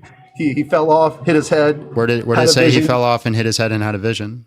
Where are you getting these? In multiple places. I'm also. Can you show me anywhere where it says that? Did Paul have this encounter with Jesus before or after Jesus was crucified? He had it after. Exactly. So my point is, how's that an exactly? How does that entail it's a vision? Did Jesus Christ resurrect? In the story, did he resurrect? It is a first. Hold on. Just can you please answer the question? Did Jesus resurrect in the stories? Per the Christian belief, he did. Okay, so then why should I suppose that it's a vision? suppose that it's the resurrected Jesus. But the point is that you are believing. You're not answering the question. Why should I presuppose it's a vision if we have a resurrected Jesus? Don't presuppose it's a vision. Okay, so I then, concede that point. Okay, so it's not a vision, right? He meets Jesus on the road to Damascus. The people around it hear it. And then Irenaeus is also sent as a confirmation. And Irenaeus was on the run from Paul. Per him.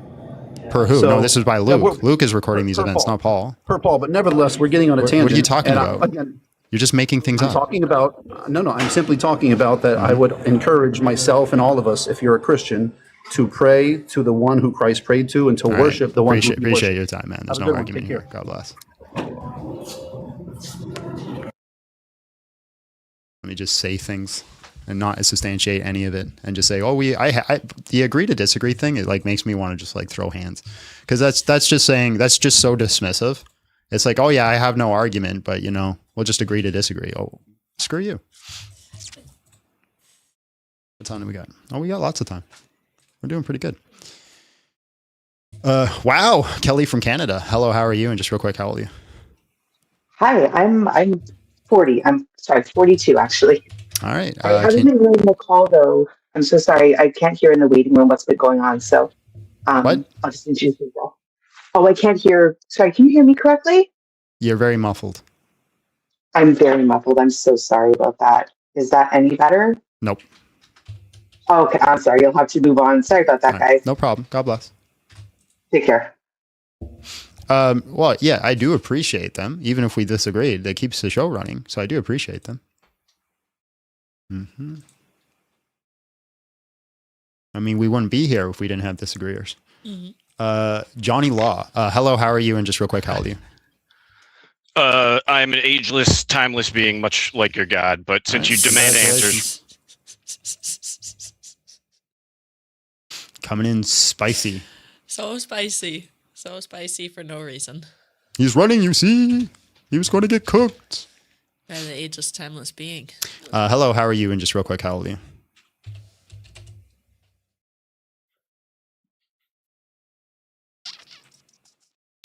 All right.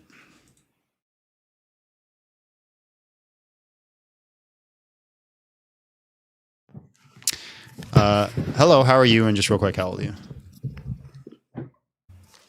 I'm 34. All right. Can you convince me to stop worshiping Jesus? No, I can't. My question was about appreciate your time. dietary law.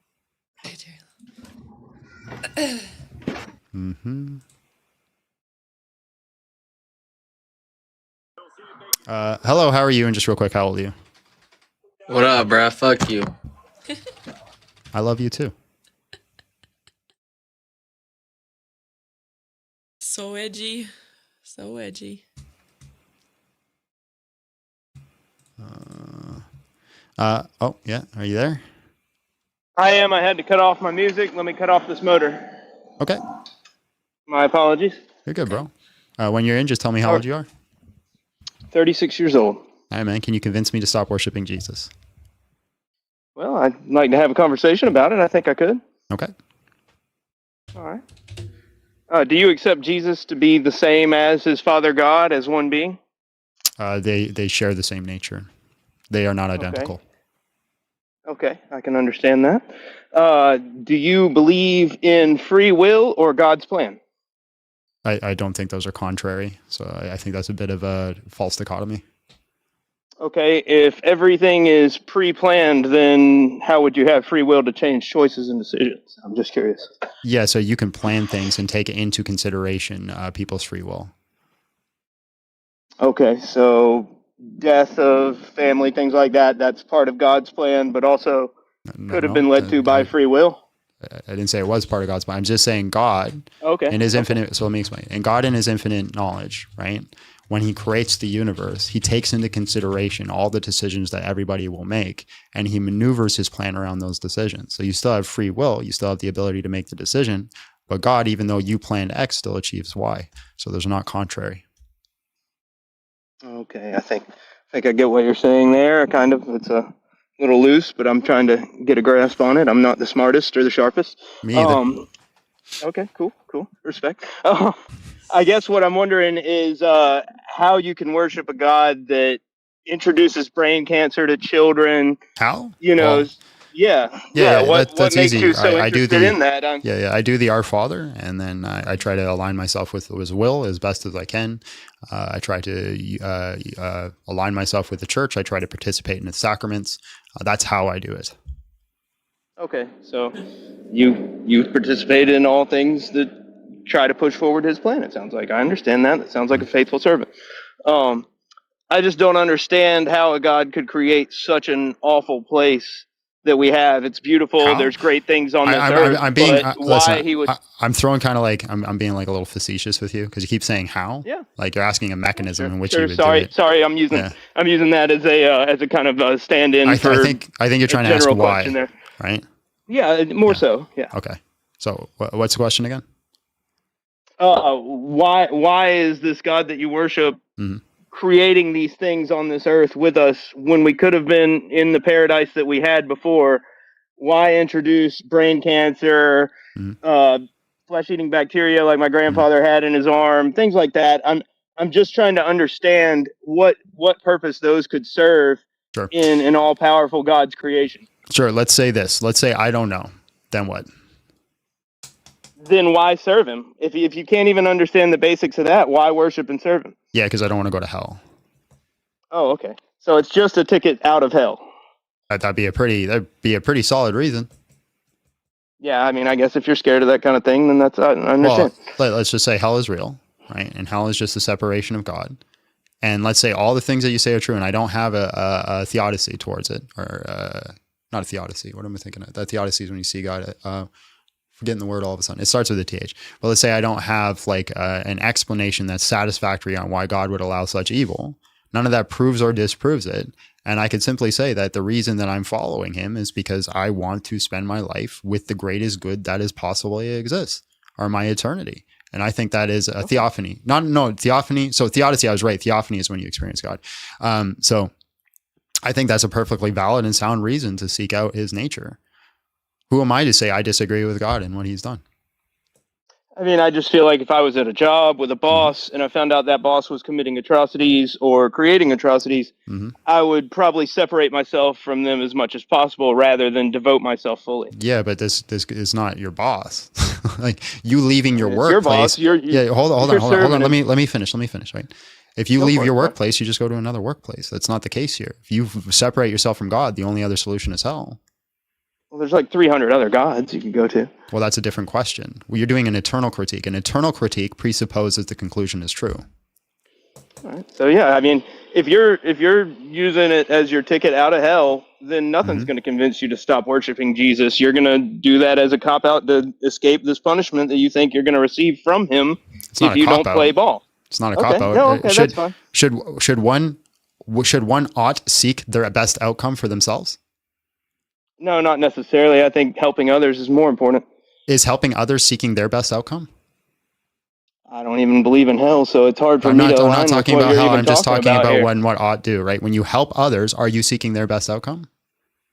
Yeah, I'd like to think so. Okay, so one ought seek one's best outcome. Yeah, I just have a hard time understanding a God that doesn't align with just helping others in every way possible. You're just trying to run from the question. One ought seek one's best outcome. You agree with that? Not necessarily. No, I think a societal outcome is much more important than a self-serving one. Okay, is a societal outcome one's best outcome? Possibly not for me. It could require sacrifice and compromise to provide for others. Right, so those people are getting their best outcome, right? Yeah, that's the general idea that I'm expressing. So one ought seek one's best outcome. You're looking for the best outcome. One would be singular, and I just spoke of how singular can be in need of compromise, such as, giving up something for yourself, or what's better for one ought for the greater. So basically what you're saying is you want to see the most amount of people have the best outcome. Yeah, that's ideal. Great. That's a great idea. Same. Me too. So I am also one of those people. So I am choosing to align myself with God to get the best outcome with God. And I'm also up here preaching, right? Sharing the gospel so that others will do the same. So can you tell me again why I'm in the wrong in this situation?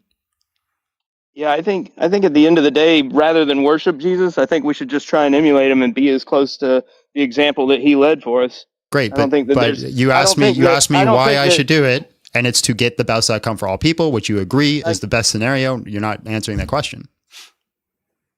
What question are you posing now? I'm sorry for ignoring it. I might have been So the thinking about what I'd question say here, next there. I am seeking that I get my best outcome, which is to be in relationship with God. I am also preaching the gospel to as many people as I can in hopes that they will also achieve that best outcome. So what am I doing wrong? Like, why should I not do that? It just seems like you're serving this for an afterlife purpose rather than a current life purpose. Is the afterlife my best outcome if it is in the relationship with God? I don't know. You could be wrong about it all, and you could just drown in bliss Then forever. that's not an eternal critique anymore. So yes, I could be wrong, but that's a different question. Remember, you're doing an eternal critique, which means you're looking at my God. You're saying he's done all these terrible things, wrong things, right? Yeah. So therefore, we shouldn't worship him. So that's the presupposition, is that my God already exists there. So you can't run from that argument. The conclusion is God exists, but you're saying I shouldn't worship him because of all these bad out things. I'm saying that, hey, I should worship him because it leads to my best possible outcome, as well as you and everybody else should worship him because it leads to the best possible outcome. If you guys want to have ego and hubris and say, I know, hold on, let me finish. Yeah, gladly. If you guys want to have ego and hubris and say that, well, I disagree, my preference is against what God does, so therefore I'm not going to worship him and I'm going to seek my worst outcome, well, go ahead. That's your choice. Yeah, I just don't see it as my worst outcome. I think that spending an eternity with a God that does that to children would be awful. Well, thank God God is good because he doesn't force you to spend eternity with him, does he? Well, where are we getting that he's good from? Can you give me the examples that show that he's more good than bad? Yeah, so if he wasn't good and he knew you did not want to serve him, right, and you did not want to be with him in eternity, would he not force you to be with him for eternity? If he wasn't good. Can you repeat the question? I'm sorry, I was So jumping around trying to saying, you're saying God is not good, right? Not now, from if God the was not good, good. So if God was not good, and he knew you did not want to be with him, he knew for certain, he knows for certain, he knows all things, because remember, this is eternal critique.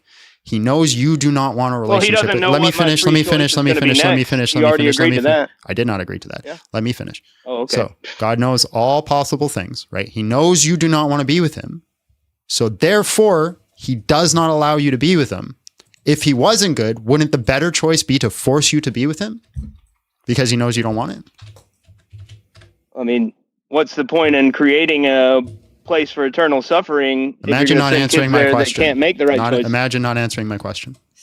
Your questions are run around bullshit game. You're not really trying to engage with what I'm bringing to the table. So you're scared to answer the question. I got you. Anything else? No. Have a nice day. All right, Hope you too, man. Live God like bless. Christ. We also don't think God sends children to hell. So there's that. No, I do not. That came out of nowhere. I do not think God sends children to hell. I'm just tired of this, because here's a problem. Once people start down this road, it's like, what about this? What about this? And then you spend like 2 hours going through every possible reason that God would allow a very specific scenario, and you just get into this emotivism, or you just get like the worst possible idea ever, and it's like, why would God allow that? And eventually you're going to get to a point where it's like, hey, mathematically this all makes sense. I don't know that very specific reason. And then they're like, I see your God's not real. So I'd rather you just present a proper argument on why that convinces me God doesn't exist. I want my tax write-off for the ministry. This is not a ministry. Read the other super chat. Oh, this is not a ministry. We are not a nonprofit. So Jonathan 7777777, I got your tacos. Send them request to me, Vin Momo. Okay. No, there was a different one. That's the only other one I got. All the other ones are red. You missed it then. Okay, Can you read it to me? One second. John said he was up there preaching. Yes, that one? Yes. Oh, I see what you're saying. Yes, there you go. Yeah, preaching doesn't mean it's a ministry. Right? For me, I think for me to be a ministry, I'd have to register as a nonprofit. And I intend to make some money off of you guys. What time do we got? We can fit in. I don't want to go over. So here's the thing. If I cut you off, right, even if you're cooking me or I'm cooking you, when the time hits, you're going to get cut off. That's what's going to happen. So anybody want to say I'm running, you can say it now. Keith, hello, how are you? And just real quick, how old are you? Oh, hey, how are you? My name is Keith, and I am 32. All right, man. Can you convince me to stop worshiping Jesus? Well, I don't think you're worshiping Jesus, the right Jesus. All right, appreciate your time. Not interested in those. I'm the right type of Christian than you type of conversations. It's boring. Mike, hello, how are you? And just real quick, how old are you?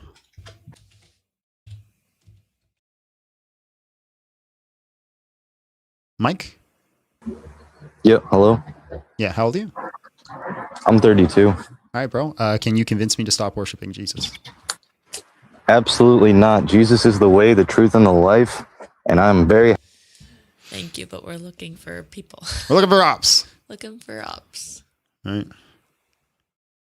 I appreciate you, though. Trader. Hello, how are you? And just real quick, how old are you? Trader. Rude just to cut him off. Rude not to read the prompt. What does the prompt say? Convince me to stop worshiping Jesus. Does the prompt say come up and preach? Who's the real rude one here? 2 eggs. We haven't seen you in forever. Welcome back. Who the heck is 2 eggs? Someone who used to be in the chat all the time. Oh, welcome back. Disappeared. Why 2 eggs though, not like 3? 3 is superior.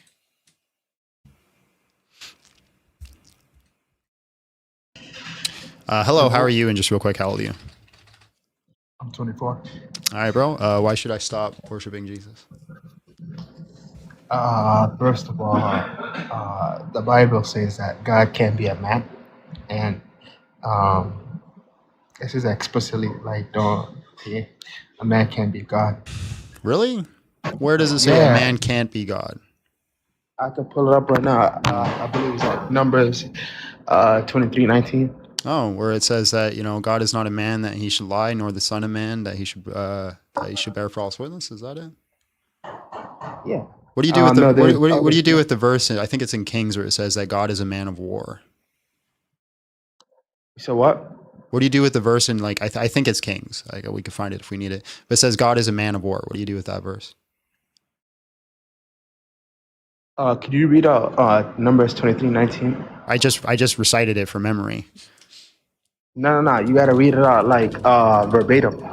Yeah, I recited it from memory. God is not a man that he should lie, nor is he a son of man that he should. I know the last part I forget. It's like bear false witness. So. Yeah. Yeah. So what do you do with the verse where it says that God is a man of war? What does that have to do with if Jesus is a man or God is not man or not? What is that? What are you trying to say right now? I feel like you're kind of. You said that we have a verse here that says, obviously, God can't be a man because it says God is not a man. But then we have another verse that said God is a man. Right. So what do you do? No, there's no voice that says that he's a man, though. Yes, there's a verse that says that God is a man of war. Oh, which one? I think it's in Kings. And isn't that contradiction each other though? It says one time it says God, and the other time he isn't. No. What is the context of number? What is the context of number? What is the context of numbers? There. What's happening? Like, for example, who said it? You tell me, it's your Bible, dude. You're the one bringing up the argument. Like, who's talking? Well, I'm not a Christian, dude. Oh, so you don't know the context of the argument you're trying to bring? So it's right here, Exodus 15:3. The Lord is a man of war, and that word Lord there is Yahweh, so it's literally using his name.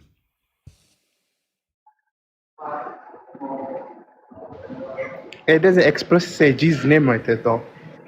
Are you stupid, or you just practice it on your days off?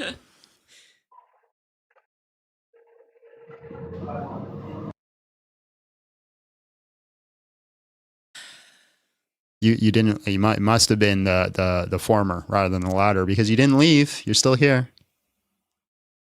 Do you not know how to leave the TikTok thing? Okie doke. Well, that was a thrilling end. Yeah, we don't have enough time for another one. So thank you, ladies and gentlemen, for hanging out today. We got quite a bit of viewers today. How many did we get on YT total? I don't know. What was it? What's that right now? Right now, it's... Don't count each individual one. That'll take you forever. I'll be there. 1, 2, 3, counting the chat.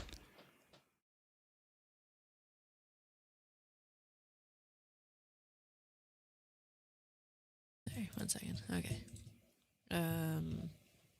Where is it? Where is it? Where is it? You want me to show you?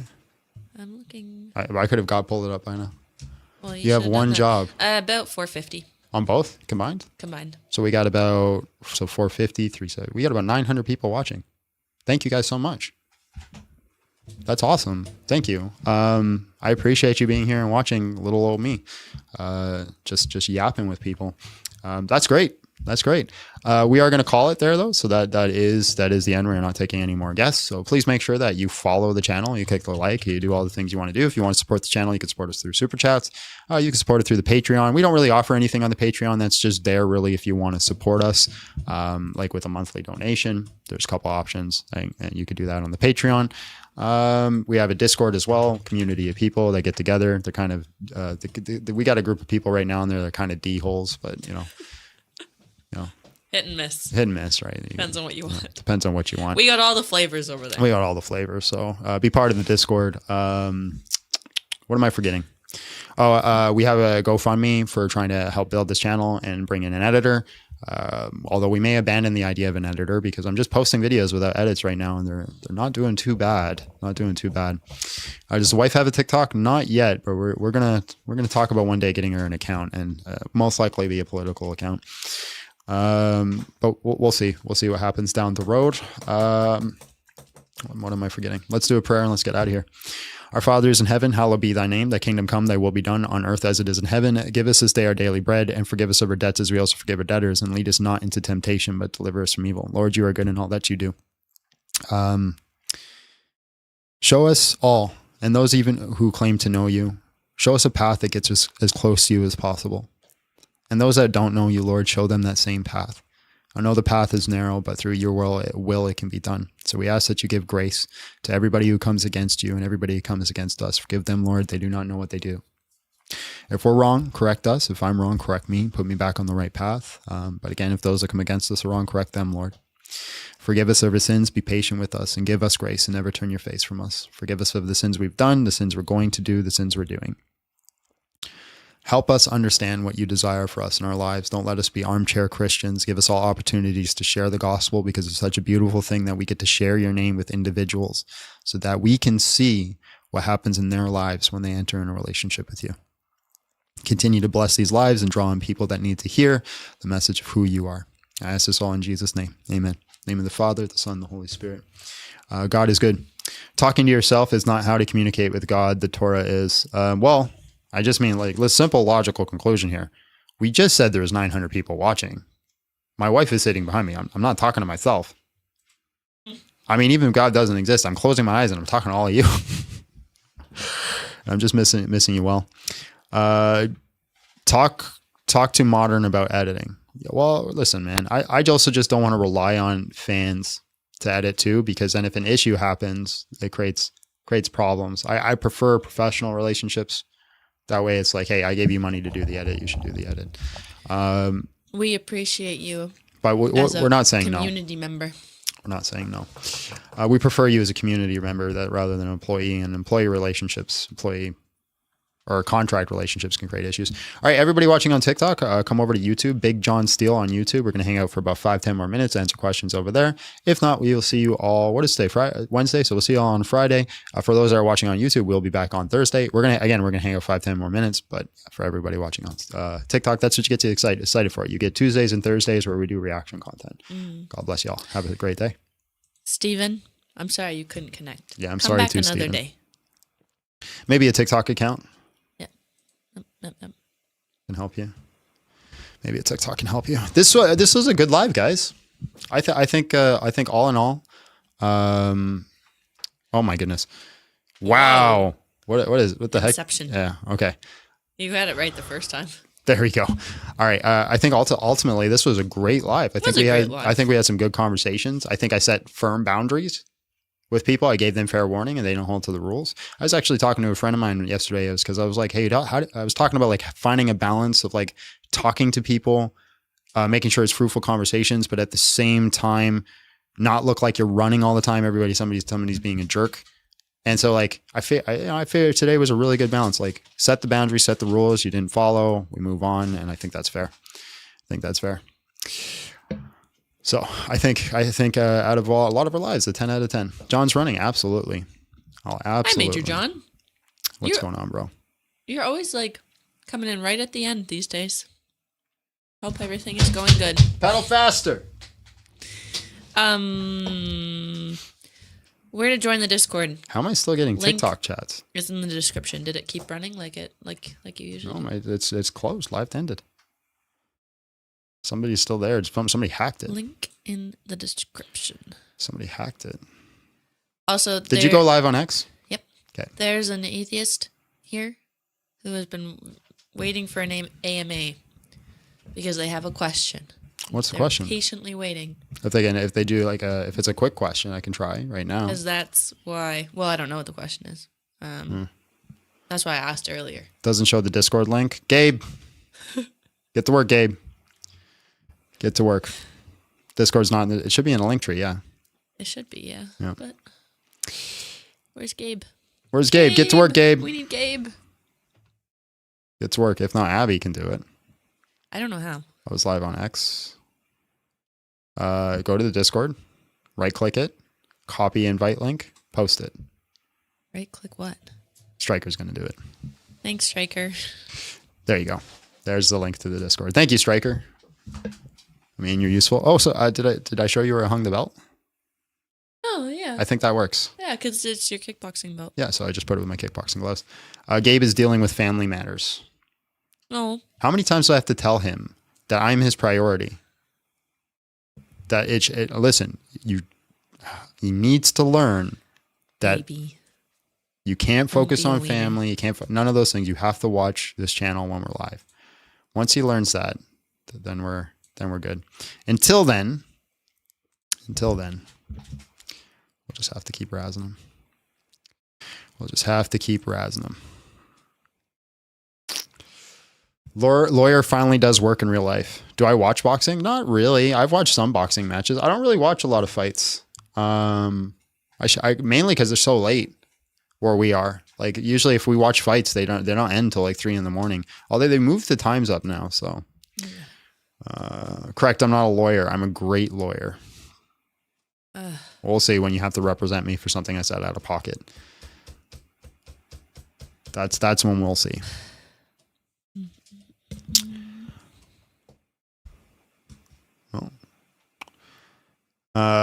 Get the spray bottle. I still listen. We got a bottle of holy water. I still want to attach a spray nozzle to it and just carry it with me. And then somebody says something just like, psh, and see if they burst into flames.